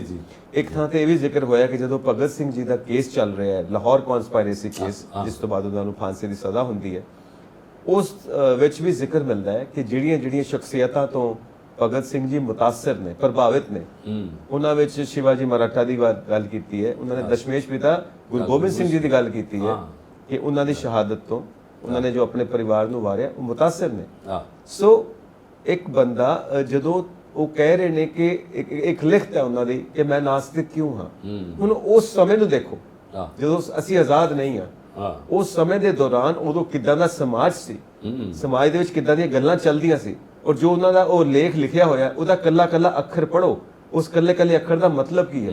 ਉਸ ਵਕਤ ਜੋ ਸਮਾਜ ਦੇ ਵਿੱਚ ਚੱਲਦਾ ਪਿਆ ਸੀ ਧਰਮ ਦੇ ਨਾਂ ਦੇ ਉੱਤੇ, ਉਸ ਦੀ ਖਿਲਾਫਤ ਕਰਦੇ ਹੋਏ ਉਹਨਾਂ ਨੇ ਲਿਖਿਆ ਕਿ ਜਿਹੜਾ ਤੁਹਾਡਾ ਇਹ ਧਰਮ ਤੁਸੀਂ ਆਪ ਬਣਾਇਆ ਹੋਇਆ ਨਾ, ਏਦਾਂ ਤੁਸੀਂ ਰੱਬ ਨੂੰ ਬਣਾ ਕੇ ਸਾਡੇ ਸਾਹਮਣੇ ਪੇਸ਼ ਕਰਦੇ ਹੋ, ਮੈਂ ਤੁਹਾਡੇ ਬਣਾਏ ਹੋਏ ਇਸ ਰੱਬ ਦੇ ਖਿਲਾਫ ਹਾਂ। ਕੁਦਰਤ ਦੀ ਖਿਲਾਫਤ ਉਹਨਾਂ ਨੇ ਕਦੇ ਵੀ ਨਹੀਂ ਕੀਤੀ। ਇਹ ਵੀ ਦੂਜੀ ਰਹੀ ਕਿ ਨਾਸਤਿਕ ਹੋਣ ਦਾ ਮਤਲਬ ਇਹ ਨਹੀਂ ਹੈਗਾ ਕਿ ਉਹ ਕਿਸੇ ਧਰਮ ਦੇ ਉਲਟ ਬੋਲ ਰਿਹਾ, ਉਹ ਇੱਕ ਇੰਡੀਵਿਜੂਅਲ ਸੋਚ ਹੈ ਉਹਨਾਂ ਦੀ, ਮਨੁੱਖ ਦੀ ਹੋਂਦ ਨੂੰ ਮੰਨ ਰਹੇ ਨੇ, ਉਹ ਮਦਰ ਦੀ ਜਿਹੜੀ ਉਪਾਧੀ ਉਹਨੂੰ ਮੰਨ ਰਹੇ ਆ, ਔਰ ਦੁਨੀਆ ਨੂੰ ਮੰਨ ਰਹੇ ਆ। ਲੋਕਾਂ ਦੇ ਜਿਹੜੇ ਲੋਕਾਂ 'ਚ ਆ ਰਿਹਾ ਨੁਕਸਾਨ ਹੋ ਰਿਹਾ ਲੋਕਾਂ ਦਾ, ਔਰ ਉਹਨਾਂ ਨੂੰ ਮੰਨਦੇ, ਉਹਦੇ ਲਈ ਉਹਨਾਂ ਨੇ ਕੁਰਬਾਨੀ ਦਿੱਤੀ। ਮੈਂ ਤੁਹਾਨੂੰ ਦੱਸਦਾ ਨਾ ਕਿ ਇਹ ਉਹਨਾਂ ਦਾ ਪਰਸਨਲ ਓਪੀਨੀਅਨ ਹੈ। ਹੁਣ ਦੇਖੋ ਆਪਾਂ ਵੀ ਸਮਾਜ 'ਚ ਵਿਚਰਦੇ ਆ, ਆਪਾਂ ਦੇਖਦੇ ਆ ਕਿ ਇੱਥੇ ਦੋ ਤਰ੍ਹਾਂ ਦੇ ਰੱਬ ਬਣਾਏ ਹੋਏ ਨੇ। ਇੱਕ ਤਾਂ ਰੱਬ ਜਿਹੜਾ ਸੱਚਮੁੱਚ ਹੈ, ਕੁਦਰਤ ਹੈ, ਇੱਕ ਰੱਬ ਜਿਹੜਾ ਇਹ ਬਣਾ ਕੇ ਪੇਸ਼ ਕਰਦੇ ਨੇ ਸਾਡੇ ਸਾਹਮਣੇ ਆਪਣੇ ਮੁਤਾਬਿਕ ਦਾ, ਠੀਕ ਹੈ ਨਾ। ਹੋ ਸਕਦਾ ਹੈ ਕਿ ਉਹਨਾਂ ਨੇ ਜਿਹੜੀ ਗੱਲ ਕੀਤੀ ਹੈ, ਇਹ ਮੇਰਾ ਆਪਣਾ ਓਪੀਨੀਅਨ ਹੈ ਕਿ ਜਿਹੜਾ ਰੱਬ ਤੁਸੀਂ ਪੇਸ਼ ਕਰਦੇ ਹੋ ਨਾ, ਉਹ ਬਿਲਕੁਲ ਤੁਹਾਡੇ ਵਰਗਾ ਹੀ ਹੈ, ਕਿਉਂਕਿ ਤੁਸੀਂ ਰੱਬ ਦੀ ਹੋਂਦ ਨੂੰ ਉਦਾਂ ਸਵੀਕਾਰ ਨਹੀਂ ਕਰਦੇ ਜਿਵੇਂ ਕੁਦਰਤ ਹੈ, ਉਹ ਸਭ ਨੂੰ ਬਰਾਬਰ ਸਮਝਦੀ ਹੈ, ਸਭ ਦੇ ਨਾਲ ਬਰਾਬਰ ਦਾ ਵਤੀਰਾ ਰੱਖਦੀ ਹੈ। ਤੁਸੀਂ ਜੋ ਹੈ ਮਤਲਬ ਵਿਤਕਰਾ ਕਰਦੇ ਹੋ, ਸਮਾਜ ਦੇ ਵਿੱਚ ਵਿਤਕਰਾ ਕਰਦੇ ਹੋ, ਇਨਸਾਨ ਦੇ ਵਿੱਚ ਭੇਦਭਾਵ ਕਰਦੇ ਹੋ, ਜ਼ਾਤਾਂ ਪਾਤਾਂ ਨੂੰ ਲੈ ਕੇ, ਧਰਮ ਨੂੰ ਲੈ ਕੇ, ਪਤਾ ਨਹੀਂ ਕਿਹੜੀ ਗੱਲਾਂ ਨੂੰ ਲੈ ਕੇ ਤੁਸੀਂ ਇਨਸਾਨ ਨੂੰ ਇਨਸਾਨ ਨਾਲ ਲੜਾਉਂਦੇ ਹੋ। ਜਿਹੜੀਆਂ ਇਦਾਂ ਦੀਆਂ ਗੱਲਾਂ ਨੇ ਨਾ ਜਿਹੜੀਆਂ ਤੁਸੀਂ ਲੈ ਕੇ ਆਉਂਦੇ ਹੋ, ਮੈਂ ਇਹਨਾਂ ਦੇ ਖਿਲਾਫ ਸ਼ਾਇਦ ਉਹਨਾਂ ਨੇ ਇਸ ਗੱਲ ਕਰਕੇ ਕਿਹਾ ਹੋਵੇ ਕਿ ਮੈਂ ਨਾਸਤਿਕ ਕਿਉਂ ਹਾਂ, ਕਿਉਂਕਿ ਤੁਸੀਂ ਆ ਜਿਹੜਾ ਧਰਮ ਦੇ ਨਾਂ ਦੇ ਉੱਤੇ ਕੰਮ ਕਰਦੇ ਹੋ। ਇਹਨਾਂ ਨੇ ਜਿਹੜੀ ਗੱਲਾਂ ਕਰਦੇ ਆ ਨਾ, ਇਹਨਾਂ ਨਾਂ ਤਾਂ ਭਗਤ ਸਿੰਘ ਦੀ ਥਿਊਰੀ ਨਹੀਂ, ਉਹਦੀ ਕੋਈ ਲਿੰਕ ਨਹੀਂ ਹੈਗਾ। ਅਸਲ 'ਚ ਉਹਨਾਂ ਦਾ ਇੱਕ ਨਵਾਂ ਸਿਧਾਂਤ ਸੀਗਾ। ਇਹਨਾਂ ਦਾ ਪਰਿਵਾਰ ਸਾਰਾ ਸਿੱਖ ਧਰਮ ਨੂੰ ਮੰਨਣ ਵਾਲਾ ਪਰਿਵਾਰ ਹੈਗਾ, ਔਰ ਪੰਜਾਬ ਨੂੰ ਬਿਲੋਂਗ ਕਰਦਾ। ਬੰਗਾ ਕਿੰਨੀ ਕੁ ਦੂਰ ਹੈਗਾ, ਪਾਕਿਸਤਾਨ 'ਚ ਦੇਖ ਲਓ। ਇਹਨਾਂ ਦਾ ਸਾਰੇ ਲੋਕਾਂ ਨੂੰ ਪਤਾ ਹੈਗਾ ਕਿ ਪੰਜਾਬ ਦੇ ਵਸਨੀਕ ਨੇ, ਪੰਜਾਬ ਦਾ ਜਿਹੜਾ ਧਰਮ ਸਿੱਖਾਂ ਦੇ ਧਰਮ ਨੂੰ ਬਹੁਤ ਸਤਿਕਾਰ ਨਾਲ ਮੰਨਦੇ। ਔਰ ਕਈ ਵਾਰੀ ਇਹ ਜਿਹੜੇ ਪੋਲੀਟੀਕਲ ਲੀਡਰ ਨੇ ਜਾਂ ਨੇਤਾ ਨੇ, ਇਹ ਕਿਸੇ ਉਹਦੇ ਤੇ ਰੰਗ ਹੋਰ ਚੜਾ ਦਿੰਦੇ ਆ। ਇਹ ਰੰਗ ਹੀ ਚੜਾਇਆ ਗਿਆ, ਅਸਲ 'ਚ ਲੋਕਾਂ ਨੂੰ ਪਤਾ, ਹਰ ਇੱਕ ਨੂੰ ਪਤਾ। ਹੁਣ ਸ਼੍ਰੋਮਣੀ ਕਮੇਟੀ ਦੇ ਜਿਹੜੇ ਸੂਝਵਾਨ ਜਿਹੜੇ ਬੁੱਧੀਜੀਵ ਜਾਂ ਧਾਰਮਿਕ ਨੇਤਾ ਨੇ, ਉਹਨਾਂ ਨੇ ਕਹਿ ਦਿੱਤਾ ਇਹਦੇ 'ਚ ਕੋਈ ਇਹ ਤਾਂ ਨਗੂਣੀ ਗੱਲ ਜਿਹੜੀ ਇਹਨਾਂ ਨੇ ਕਹੀ ਆ, ਅਸੀਂ ਆਦਰਸ਼ ਭਗਤ ਸਿੰਘ ਜੀ ਨੂੰ ਮੰਨਦੇ ਹਾਂ, ਉਹਨਾਂ ਦੀ ਸ਼ਹਾਦਤ ਨੂੰ ਮੰਨਦੇ ਹਾਂ, ਉਹਨਾਂ ਨੇ ਜੋ ਕੁਝ ਕਰ ਦਿੱਤਾ ਦੇਸ਼ ਲਈ ਸ਼ਾਇਦ ਹੀ ਕੋਈ ਕਰ ਸਕੇ, ਔਰ ਉਹਨਾਂ ਨੇ ਇਹ ਗੱਲ ਨੂੰ ਮੰਨਿਆ। ਔਰ ਇਹਨਾਂ ਦੀ ਇੱਕ ਛੋਟੀ ਜਿਹੀ ਗੱਲ ਨੂੰ ਜਿਹੜਾ ਉਹਨੇ ਦਰਕਾਰ ਦਿੱਤਾ, ਧਰਮ ਤੋਂ, ਜ਼ਾਤ ਪਾਤ ਤੋਂ ਉੱਤੇ ਉੱਠ ਕੇ ਭਗਤ ਸਿੰਘ ਦੀ ਸੋਚ ਹੈ, ਔਰ ਉਸ ਸੋਚ ਦੇ ਸਦਕਾ ਉਹਨਾਂ ਨੇ ਦੇਸ਼ ਵਾਸਤੇ ਆਪਣੀ ਜਾਨ ਦਿੱਤੀ ਹੈ। ਉਹਨਾਂ ਨੇ ਕਿਸੇ ਕੌਮ ਵਾਸਤੇ, ਕਿਸੇ ਜ਼ਾਤ ਵਾਸਤੇ, ਕਿਸੇ ਮਜ਼ਹਬ ਧਰਮ ਵਾਸਤੇ ਜਾਨ ਨਹੀਂ ਦਿੱਤੀ, ਪੂਰੇ ਦੇਸ਼ ਵਾਸੀਆਂ ਵਾਸਤੇ ਦਿੱਤੀ ਹੈ। ਔਰ ਉਹਨਾਂ ਨੇ ਜ਼ੁਲਮ ਦੇ ਖਿਲਾਫ ਲੜਦੇ ਹੋਏ, ਔਰ ਉਹਨਾਂ ਨੇ ਨਾ ਇਨਸਾਫੀ ਦੇ ਖਿਲਾਫ ਲੜਦੇ ਹੋਏ, ਔਰ ਆਜ਼ਾਦੀ ਵਾਸਤੇ ਕਿ ਆਜ਼ਾਦ ਇਨਸਾਨ ਨੂੰ ਆਜ਼ਾਦ ਹੀ ਰਹਿਣਾ ਚਾਹੀਦਾ, ਕਿਉਂਕਿ ਕੁਦਰਤ ਇਨਸਾਨ ਨੂੰ ਆਜ਼ਾਦ ਪੈਦਾ ਕਰਦੀ ਹੈ, ਉਹਨੂੰ ਆਜ਼ਾਦ ਹੀ ਰਹਿਣਾ ਚਾਹੀਦਾ। ਉਹਦੇ ਇਨਸਾਨੀਅਤ ਵਾਸਤੇ ਉਹਨਾਂ ਨੇ ਜਾਨ ਦਿੱਤੀ ਹੈ। ਤਾਂ ਅਸੀਂ ਉਸ ਬੰਦੇ ਦੀ ਇਸ ਗੱਲ ਨੂੰ ਸਮਝੀਏ ਕਿ ਜੋ ਇਨਸਾਨੀਅਤ ਤੇ ਚੱਲਣ ਵਾਲਾ ਇਨਸਾਨ ਹੈ, ਉਹ ਤਾਂ ਸਾਰੇ ਧਰਮਾਂ ਦਾ ਸਾਂਝਾ ਹੋ ਜਾਂਦਾ। ਸੋ ਇੱਕ ਛੋਟੀ ਜੀ ਗੱਲ ਨੂੰ ਤੁਸੀਂ ਸਮਝ ਪਾ ਰਹੇ, ਔਰ ਆਪਣੀ ਨਿਗੂਣੀ ਸੋਚ ਨੂੰ ਥੋਪਦੇ ਹੋ ਸਭ ਦੇ ਉੱਤੇ। ਸਾਰੇ ਧਰਮਾਂ ਨੇ ਇਹਦੀ ਆਲੋਚਨਾ ਕੀਤੀ ਹੈ, ਜਿੰਨੇ ਇਹਨਾਂ ਦੇ ਪੈਰੋਕਾਰ ਆ, ਹਿੰਦੁਸਤਾਨ 'ਚ ਨਹੀਂ ਬਾਹਰਲੇ ਦੇਸ਼ਾਂ 'ਚ ਵੀ ਹੈ। ਜਿੱਥੇ ਯੂਥ ਨੇ ਹਿੰਦੁਸਤਾਨ ਦੇ, ਉਹਨਾਂ ਨੇ ਇਹਦੀ ਆਲੋਚਨਾ ਕੀਤੀ ਹੈ ਕਿ ਜਿਹੜੀ ਗੱਲ ਗਲਤ ਕੀਤੀ ਹੈ। ਔਰ ਫੇਸਬੁੱਕ ਤੇ ਤੁਸੀਂ ਜਾ ਕੇ ਪੜ੍ਹੋ, ਇਸ ਜਿਹੜੇ ਇਹਨਾਂ ਨੇ ਕੋਈ ਜਿਹੜਾ ਮੁੱਦਾ ਉਠਾਇਆ, ਪੋਸਟ ਪਾਈ ਆ, ਔਰ ਉਹਦੇ ਤੇ ਮੈਂ ਕਿ ਤੁਹਾਨੂੰ ਕਿਹਾ ਕਿ ਸੋਸ਼ਲ ਮੀਡੀਆ ਦਾ ਇੱਕ ਰੌਲਾ ਹੀ ਹੁੰਦਾ। ਇਹ ਰੌਲਾ ਜਿਹੜਾ ਪਾਤਾ ਇਹਨਾਂ ਨੇ ਸਿਰਫ ਪੋਸਟ ਪਾ ਕੇ ਕਿ ਸਾਡਾ ਥੋੜਾ ਜਿਹਾ ਨਾਮ ਮੰਨਦੇ ਆ, ਮਾਨ ਸਿੰਘ ਵੀ ਹੈਗਾ। ਪਹਿਲਾਂ ਉਹਨੂੰ ਕੌਣ ਜਾਣਦਾ ਸੀ? ਸਿਮਰਨਜੀਤ ਮਾਨ ਨੂੰ ਜਾਣਦੇ ਸੀ, ਉਹਦੇ ਬੀਏ ਸਨ ਕਰਕੇ ਲੋਕ ਜਾਣਦੇ ਆ ਵੀ ਇਹ ਮਾਨ ਸਿੰਘ ਉਹਦਾ ਨਾਮ। ਫਿਰ ਤੁਸੀਂ ਉਹਨਾਂ ਨੇ ਇਹ ਵੀ ਨਹੀਂ ਹੈਗਾ ਵੀ ਤੁਸੀਂ ਆਪਣੇ ਆਪ ਨੂੰ ਮਾਨ ਨਾਂ ਜਿਹੜਾ ਹੈਗਾ ਬੜਾ ਅੱਛਾ ਹੈ ਨਾ, ਤੂੰ ਮਾਨ ਸਿੰਘ ਹੈ, ਤਾਂ ਗੱਲ ਤੁਸੀਂ ਜਿਹੜੀ ਹੈ ਉਹ ਬਿਲਕੁਲ ਛੋਟੀ ਕਰ ਰਹੇ ਜੀ, ਜਿਹੜੀ ਲੋਕਾਂ ਨੂੰ ਸ਼ਾਇਦ ਉਹ ਨਹੀਂ ਪਚੂਗੀ ਔਰ ਲੋਕ ਉਹਦੇ 'ਤੇ ਉਹਦੀ ਆਲੋਚਨਾ ਕਰਨਗੇ। ਔਰ ਕੀਤੀ ਲੋਕਾਂ ਨੇ ਕ੍ਰਿਟਿਸਿਜ਼ਮ ਕੀਤਾ ਕਿ ਗੱਲ ਗਲਤ ਹੈਗੀ ਆ ਔਰ ਇਹ ਤੋਂ ਇਹਨਾਂ ਨੂੰ ਸਬਕ ਸਿੱਖਣਾ ਚਾਹੀਦਾ। ਅੱਗੇ ਤੋਂ ਇਹੋ ਜਿਹੀਆਂ ਜਿਹੜੀਆਂ ਮਹਾਨ ਹਸਤੀਆਂ ਉਹਨਾਂ ਦੇ ਅਗੇਂਸਟ, ਉਹਨਾਂ ਦੇ ਵਿਰੋਧਤਾ ਨਹੀਂ ਕਰਨੀ ਚਾਹੀਦੀ, ਤਾਂ ਕਿ ਇਹ ਲੋਕਾਂ ਤੋਂ ਵੀ ਮੁੜ ਕੇ ਦਰਕਾਰੇ ਜਾਣਗੇ। ਇਹ ਨਾ ਲੋਕਾਂ ਦੇ ਸਾਹਮਣੇ ਬੋਲਣਗੇ, ਨਾ ਕਰਨਗੇ।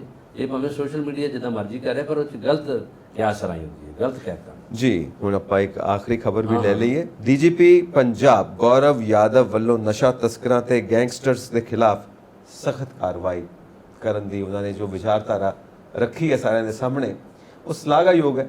ਕਿਉਂਕਿ ਨਸ਼ਿਆਂ ਤੋਂ ਮੁਕਤ ਹੋਣਾ ਚਾਹੀਦਾ, ਡਰੱਗ ਫ੍ਰੀ ਹੋਣਾ ਚਾਹੀਦਾ ਸਟੇਟ ਨੂੰ, ਔਰ ਜੋ ਗੈਂਗਸਟਰਸ ਨੇ ਉਹਨਾਂ ਤੋਂ ਵੀ ਫ੍ਰੀ ਹੋਣਾ ਚਾਹੀਦਾ ਸਟੇਟ ਨੂੰ, ਕਿਉਂਕਿ law and order the situation ਬਿਲਕੁਲ ਕੰਟਰੋਲ 'ਚ ਰਵੇ। ਕਿਉਂਕਿ ਜਦੋਂ ਪੋਲੀਟੀਕਲ ਸਥਿਰਤਾ ਹੋਏਗੀ, ਸਟੇਬਿਲਿਟੀ ਹੋਏਗੀ, ਤਾਂ ਹੀ ਪੰਜਾਬ ਦੇ ਵਿੱਚ ਵਿਦੇਸ਼ੀ ਕੰਪਨੀਆਂ ਆ ਕੇ ਇਨਵੈਸਟਮੈਂਟ ਕਰਨਗੀਆਂ, ਪੂੰਜੀਵਾਦੀ ਲੋਕ ਪੂੰਜੀ ਲਗਾਉਣਗੇ। ਪੂੰਜੀਵਾਦੀਆਂ ਕੋਲ ਹੀ ਪੂੰਜੀ ਹੈ ਨਾ, ਉਹਨਾਂ ਨੂੰ ਆਪਾਂ ਕੋਈ ਨਾ ਕੋਈ ਫੈਸਿਲਿਟੀ ਦੇ ਕੇ ਉਹਨਾਂ ਨੂੰ ਲੈ ਕੇ ਆਉਣਾ ਕਿ ਇੱਕ ਮਿਊਚੁਅਲ ਬੈਨੀਫਿਟ ਹੋਵੇ, ਜਿਹਦੇ ਚ ਸਟੇਟ ਦਾ ਵੀ ਲੋਕਾਂ ਦਾ ਵੀ ਫਾਇਦਾ ਹੋਵੇ, ਤੇ ਨੈਚੁਰਲੀ ਉਹ ਜਿਹੜੇ ਪੈਸਾ ਲਗਾ ਰਹੇ ਨੇ ਉਹਨਾਂ ਨੂੰ ਵੀ ਫਾਇਦਾ ਹੋਏਗਾ। ਪਰ ਸ਼ਰਤ ਇਹ ਹੈ ਸਟੇਬਿਲਿਟੀ ਹੋਵੇ, ਉਹਨਾਂ ਨੂੰ ਬਿਜ਼ਨਸ ਕਰਨ ਵਾਸਤੇ ਕੋਈ ਖਤਰਾ ਨਾ ਹੋਵੇ।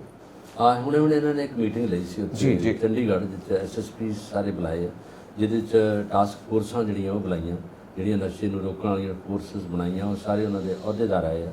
ਐਡੀਸ਼ਨਲ ਡਾਇਰੈਕਟਰ ਜਨਰਲ ਪੁਲਿਸ ਉਹ ਵੀ ਗਏ ਉੱਥੇ। ਉਹਨਾਂ ਨੇ ਸਾਰੀ ਮਸ਼ੀਨਰੀ ਉੱਥੇ ਇਕੱਠੀ ਕੀਤੀ, ਉਹਨਾਂ ਨੂੰ ਕਿਹਾ ਕਿ ਇਹਦੇ ਵਿੱਚ ਤਸਕਰੀ ਜਿਹੜੇ ਕਰ ਰਹੇ ਆ ਨਸ਼ੇ ਦੀ, ਜਿਹੜੇ ਸਮਗਲਿੰਗ ਕਰ ਰਹੇ ਆ, ਪਹਿਲਾਂ ਉਹ ਵੀ ਫੜੋ। ਦੂਜੇ ਨਾਲ ਜਿਹੜੇ ਗੈਂਗਵਾਲ ਬਣ ਗਏ ਆ, ਗੈਂਗਸਟਰ ਬਣ ਗਏ ਆ, ਉਹਨਾਂ ਦੇ ਜਿਹੜੇ ਗਰੁੱਪ ਬਣ ਗਏ, ਉਹਨਾਂ ਨੂੰ ਤੋੜੋ, ਉਹਨਾਂ ਨੂੰ ਫੜੋ। ਔਰ ਉਹਦੇ 'ਚ ਇਹਨਾਂ ਨੇ ਕਈ ਤਰੀਕੇ ਦੀਆਂ ਪਾਲਿਸੀਜ਼ ਬਣਾ ਲਈਆਂ, ਔਰ ਉਹਦੇ 'ਚ ਕਈ ਜਿਹੜੀਆਂ ਏਜੰਸੀਆਂ ਬਣਾ ਲਈਆਂ ਉਹਨਾਂ ਨੂੰ ਫੜਨ ਲਈ। ਔਰ ਇਹਦੇ 'ਚ ਇਹ ਚੰਗੀ ਗੱਲ ਹੈ ਕਿ ਇਹਨਾਂ ਨੇ ਸਖਤੀ ਵਰਤੀ ਹੈ। ਔਰ ਇਹ ਤੋਂ ਪਹਿਲਾਂ ਜਦੋਂ ਇਹਨਾਂ ਨੇ ਟੇਕ ਓਵਰ ਕੀਤਾ ਸੀਗਾ ਐਸੇ ਪੋਸਟ 'ਤੇ, ਉਦੋਂ ਇਹਨਾਂ ਨੇ ਵੀ ਸਾਰੇ ਤਲਾਸ਼ੀ ਲਈ ਪਹਿਲਾਂ ਪੂਰੇ ਪੰਜਾਬ ਦੇ ਵਿੱਚ। ਕੋਈ ਗੁੱਸੇ ਕਰੇ ਵਾਲੀ ਤਾਂ ਗੱਲ ਨਹੀਂ, ਜਿਹਦੇ ਕੋਲ ਸਮਾਨ ਗਲਤ ਪਿਆ ਉਹ ਤਾਂ ਫੜਿਆ ਜਾਊਗਾ, ਜਿਹਦੇ ਕੋਲ ਨਹੀਂ ਕੁਝ ਪਿਆ ਉਹਨੂੰ ਤਾਂ ਕੋਈ ਗੱਲ ਦੀ ਕੋਈ ਡਰ ਨਹੀਂ ਗਾ। ਔਰ ਦਹਿਸ਼ਤ ਇਹਨਾਂ ਨੇ ਇੰਨੀ ਕੁ ਪਾਈ ਹੈ ਲੋਕਾਂ ਦੇ ਮਨਾਂ ਦੇ ਅੰਦਰ, ਜਿਹੜੇ ਕੰਮ ਕਰ ਰਹੇ ਉਹਨਾਂ ਲਈ ਦਹਿਸ਼ਤ ਹੈ, ਗਲਤ ਕੰਮ ਵਾਲਿਆਂ ਦੇ ਦੂਜੇ ਨੂੰ ਤਾਂ ਕੋਈ ਫਿਕਰ ਨਹੀਂ। ਔਰ ਉਹ ਕਮੇਟੀ ਬਣਾਉਣ ਤੋਂ ਬਾਅਦ, ਮੀਟਿੰਗ ਕਰਨ ਤੋਂ ਬਾਅਦ ਇਹਨਾਂ ਨੇ ਪੂਰੀਆਂ ਬ੍ਰਾਂਚਿਸ ਬਣਾ ਦਿੱਤੀਆਂ ਪੰਜਾਬ ਵਿੱਚ, ਖਲਾਰਾ ਪਾ ਕੇ ਸਾਰੀਆਂ ਬ੍ਰਾਂਚਿਸ ਨੂੰ। ਉਹਨਾਂ ਨੇ ਕਹਿਤਾ ਕਿ ਤੁਸੀਂ ਹੁਣ ਇਸ ਤੋਂ ਬਾਅਦ ਐਕਸ਼ਨ ਲਓ, ਤੇ ਮੈਨੂੰ ਦੱਸੋ ਇਹਦੇ ਤੱਕ ਕੀ ਹੁੰਦਾ। ਇਹ ਪਹਿਲਾਂ ਇਹਨਾਂ ਨੇ ਡਿਸਕਸ ਕੀਤਾ ਹੈ ਭਗਵੰਤ ਮਾਨ ਨਾਲ। ਭਗਵੰਤ ਮਾਨ ਨੇ ਕਿਹਾ ਇਹਨਾਂ ਨੂੰ ਕਿ ਤੁਸੀਂ, ਤੁਹਾਡੇ ਤਾਂ ਉੱਥੇ ਸਾਰਾ ਕੁਝ ਪਹਿਲਾਂ ਹੀ ਹੋ ਰਿਹਾ ਸੀ, ਉੱਥੇ ਜਦੋਂ ਗ੍ਰਨੇਡ ਚੱਲਿਆ ਹੈ ਨਾ ਇੰਟੈਲੀਜੈਂਸ ਜੀ, ਉਹਨਾਂ ਨੇ ਕਿਹਾ ਕਿ ਤੁਸੀਂ ਹੁਣ ਆ ਕੇ ਇਹਨੂੰ ਸੰਭਾਲੋ, ਇਹਦੇ ਵਿੱਚ ਤੁਸੀਂ ਇੱਦਾਂ ਦਾ ਕੰਮ ਕਰੋ ਤਾਂ ਕਿ ਸਕੰਜਾ ਐਡਾ ਕੱਸੋ, ਜਿਹੜੇ ਲੋਕ ਤਰਾਸ ਕਰਨ, ਜਿਹੜੇ ਕੰਮ ਗਲਤ ਕਰ ਰਹੇ ਉਹਨਾਂ ਨੂੰ ਫੜੋ ਤੇ ਅੰਦਰ ਜਿਓ। ਨਾਲੇ ਇੱਕ ਇਹ ਵੀ ਸਟੇਟਮੈਂਟ ਜਾਰੀ ਹੁੰਦੀ ਹੈ ਵੱਖ-ਵੱਖ ਲੀਡਰਾਂ ਕੋਲੋਂ, ਜੋ ਆਮ ਆਦਮੀ ਪਾਰਟੀ ਦੇ ਇਸ ਵਕਤ ਵਜ਼ਾਰਤ ਵਿੱਚ ਨੇ, ਕਿ ਜੋ ਗਲਤ ਕੰਮ ਕਰ ਰਹੇ ਨੇ ਉਹਨਾਂ ਨੂੰ ਅਸੀਂ ਪਹਿਲੇ ਚੇਤਾਵਨੀ ਦੇ ਰਹੇ ਹਾਂ ਕਿ ਕਾਨੂੰਨ ਦਾ ਸ਼ਿਕੰਜਾ ਉਹਨਾਂ ਦੇ ਉੱਤੇ ਪੂਰਾ ਕੱਸਿਆ ਜਾਏਗਾ, ਜਾਂ ਤਾਂ ਆਪੇ ਛੱਡ ਕੇ ਆ ਜਾਓ, ਜਿਹੜੇ ਮੇਨ ਸਟ੍ਰੀਮ 'ਚ ਆਉਣਾ ਚਾਹੁੰਦੇ ਨੇ ਆ ਜਾਓ, ਵਰਨਾ ਸਰਕਾਰ ਆਪਣਾ ਕੰਮ ਕਰ ਰਹੀ ਹੈ, ਇਨਸਾਫ ਆਪਣਾ ਕੰਮ ਕਰ ਰਿਹਾ, ਕਾਨੂੰਨ ਆਪਣਾ ਕੰਮ ਕਰ ਰਿਹਾ। ਨਾਲ ਦੀ ਨਾਲ ਇੱਕ ਇਹ ਵੀ ਗੱਲ ਹੁੰਦੀ ਹੈ ਕਿ ਹਰ ਮਹੀਨੇ 3 ਜ਼ਿਲ੍ਹਿਆਂ ਨੂੰ, ਜਿਨ੍ਹਾਂ ਦੇ ਵਿੱਚ ਖਾਸ ਪਰਫਾਰਮੈਂਸ ਹੁੰਦੀ ਹੈ ਨਸ਼ਿਆਂ ਦੇ ਖਿਲਾਫ, ਉਹਨਾਂ ਨੂੰ ਅਸੀਂ ਮਾਨ ਸਨਮਾਨ ਦੇਵਾਂਗੇ, ਅਵਾਰਡਸ ਦੇਵਾਂਗੇ। ਇਹ ਵੀ ਗੱਲ ਹੁੰਦੀ ਹੈ, ਇੱਕ ਅੱਛਾ ਸਾਈਨ ਹੈ। ਚਲੋ, ਕਿਉਂਕਿ ਨੌਜਵਾਨੀ ਤੇ ਸਮਾਜ ਜਿੱਥੇ ਨਸ਼ਿਆਂ ਦਾ ਸ਼ਿਕਾਰ ਹੈ, ਜਿੱਥੇ ਡਰਿਆ ਹੋਇਆ law and order the situation ਹੈ, ਉੱਥੇ ਸਭ ਕੁਝ ਠੀਕ ਹੋ ਜਾਂਦਾ ਤਾਂ ਵਾਕਈ ਸੁੱਖ ਦਾ ਸਾਹ ਮਿਲਦਾ ਸਾਰੇ ਪੰਜਾਬ ਦੇ ਬਸ਼ਿੰਦਿਆਂ ਨੂੰ। ਇਸ ਤੋਂ ਵੱਡੀ ਗੱਲ ਹੋਰ ਕੀ ਹੋ ਸਕਦੀ ਪੰਜਾਬ ਵਾਸੀਆਂ ਵਾਸਤੇ। ਪਰ ਇਹ ਹੋ ਜਾਵੇ, ਸਿਰਫ ਗੱਲਾਂ ਤੱਕ ਨਾ ਰਵੇ। ਜਾਂ ਕਈ ਵਾਰੀ ਹੁੰਦਾ ਕਿ ਜਿਹੜੀਆਂ ਪੁਲਿਸ ਦੇ ਮਹਿਕਮੇ 'ਚ ਕਈ ਵਾਰੀ ਮੀਟਿੰਗਾਂ ਹੁੰਦੀਆਂ, ਉਹਦੇ 'ਤੇ ਮੀਟਿੰਗਾਂ ਤੋਂ ਬਾਅਦ ਜਿਹੜਾ ਨਾ ਉਹਦਾ ਫਲਸਰੂਪ ਆ, ਜਦ ਸਿੱਟਾ ਵਾ ਉਹ ਕਈ ਵਾਰੀ ਉੱਦਾਂ ਦਾ ਨਹੀਂ ਨਿਕਲਦਾ ਜੋ ਲੋਕ ਉਮੀਦ ਕਰਦੇ ਹਨ। ਔਰ ਇਸ ਉਮੀਦ ਨੂੰ ਪੂਰਾ ਉੱਤੇ ਉਤਰਨ ਲਈ, ਸਾਕਾਰ ਕਰਨ ਲਈ ਹੁਣ ਡਾਇਰੈਕਟਰ ਜਨਰਲ ਪੁਲਿਸ ਉਹਦੇ ਹੱਥ ਹੋਈ ਆ, ਕਿਉਂਕਿ ਨਵੇਂ ਹੀ ਆਏ, ਇਹਨਾਂ ਨੇ ਇਰਾਦਾ ਕਰ ਲਿਆ ਕਿ ਜੇ ਇਹਨਾਂ ਨੂੰ ਆਪ ਪਤਾ ਹੈਗਾ, ਇਹ ਤਾਂ ਕਾਮਨ ਮੈਨ ਨੂੰ ਪਤਾ ਕਿ ਪੰਜਾਬ ਦੀ ਇਸ ਵੇਲੇ ਹਾਲਤ ਦੀ ਜਿਹੜੀ ਆ ਦੁਰਦਸ਼ਾ ਕੀ ਹੋ ਰਹੀ ਹੈ, ਕਿੱਧਰ ਨੂੰ ਪੰਜਾਬ ਚਲੇ ਗਿਆ। ਪੰਜਾਬ ਨੂੰ ਫਿਰ ਉਸ ਖੂਹ 'ਚੋਂ, ਉਸ ਦਲਦਲ 'ਚੋਂ ਕੱਢਣ ਲਈ ਪੁਲਿਸ ਦਾ ਸਹਿਯੋਗ ਰਹੂਗਾ, ਲੋਕਾਂ ਦਾ ਸਹਿਯੋਗ ਵੀ ਹੋ ਜੇ, ਔਰ ਪੰਚਾਇਤਾਂ ਵੀ ਨਾਲ ਇਕੱਠੀਆਂ ਹੋ ਜਾਣ, ਉਹਦੇ 'ਚ ਸਾਰੀ ਦੁਨੀਆ ਜੇ ਇਕੱਠੀ ਹੋ ਜੇ, ਬਾਹਰਲੇ NRI ਇਕੱਠੇ ਹੋ ਜਾਣ, ਔਰ ਹੋ ਸਕਦਾ ਕਿ ਇਹਨੂੰ ਠੱਲ ਪਾਈ ਜਾ ਸਕਦੀ ਹੈ, ਔਰ ਇਸ ਨੂੰ ਇੱਕ ਮਾਰਗਦਰਸ਼ਨ ਦਿੱਤਾ ਜਾ ਸਕਦਾ ਹੈ, ਸਾਡੀ ਨੌਜਵਾਨੀ ਬਚ ਸਕਦੀ ਹੈ। ਜਿੰਨੇ ਵੀ ਨੌਜਵਾਨ ਇਸ ਵੇਲੇ ਬਾਹਰ ਨਿਕਲ ਰਹੇ ਨੇ, ਉਹ ਇਹ ਕਹਿਣਗੇ ਕਿ ਅਸੀਂ, ਸਾਡਾ ਪੰਜਾਬ ਵਾਕਿਆ ਹੀ ਪੰਜਾਬ ਹੈ, ਰਹਿਣ ਵਾਲਾ ਪੰਜਾਬ ਆ। ਇਹਨੂੰ ਇਸ ਤਰ੍ਹਾਂ ਦਾ ਬਣਾਇਆ ਜਾਵੇ ਜਿੱਥੇ ਦਹਿਸ਼ਤ ਵੀ ਦੂਰ ਰਹੇ, ਸੁੱਖ ਦਾ ਸਾਹ ਆ ਜੇ ਲੋਕਾਂ ਨੂੰ, ਲੋਕ ਹੱਸਣ ਖੇਡਣ ਤੇ ਨੱਚਣ ਗਾਉਣ। ਇਹ ਹੈ ਪੰਜਾਬ ਸਾਡਾ। ਬਹੁਤ ਵਧੀਆ ਜੀ। ਤੇ ਹੁਣ ਆਪਾਂ ਚੱਲੀਏ ਜ਼ਰੂਰ, ਔਰ ਅਸੀਂ ਆਪਣੇ ਦਰਸ਼ਕਾਂ ਨੂੰ ਗੁਜ਼ਾਰਿਸ਼ ਕਰਾਂਗੇ ਕਿ ਆਪਣੇ ਵਿਚਾਰ ਸਾਨੂੰ ਇਨਬਾਕਸ ਕਰੋ ਜ਼ਰੂਰ, ਔਰ ਸਾਡਾ ਚੈਨਲ ਪੰਜਾਬ ਮੇਲ USA TV ਸਬਸਕ੍ਰਾਈਬ ਕਰੋ। ਚਲਿਏ ਜੀ ਫਿਰ। ਬਿਲਕੁਲ ਜੀ, ਇਜਾਜ਼ਤ ਲਓ। ਸਤਿ ਸ਼੍ਰੀ ਅਕਾਲ ਜੀ।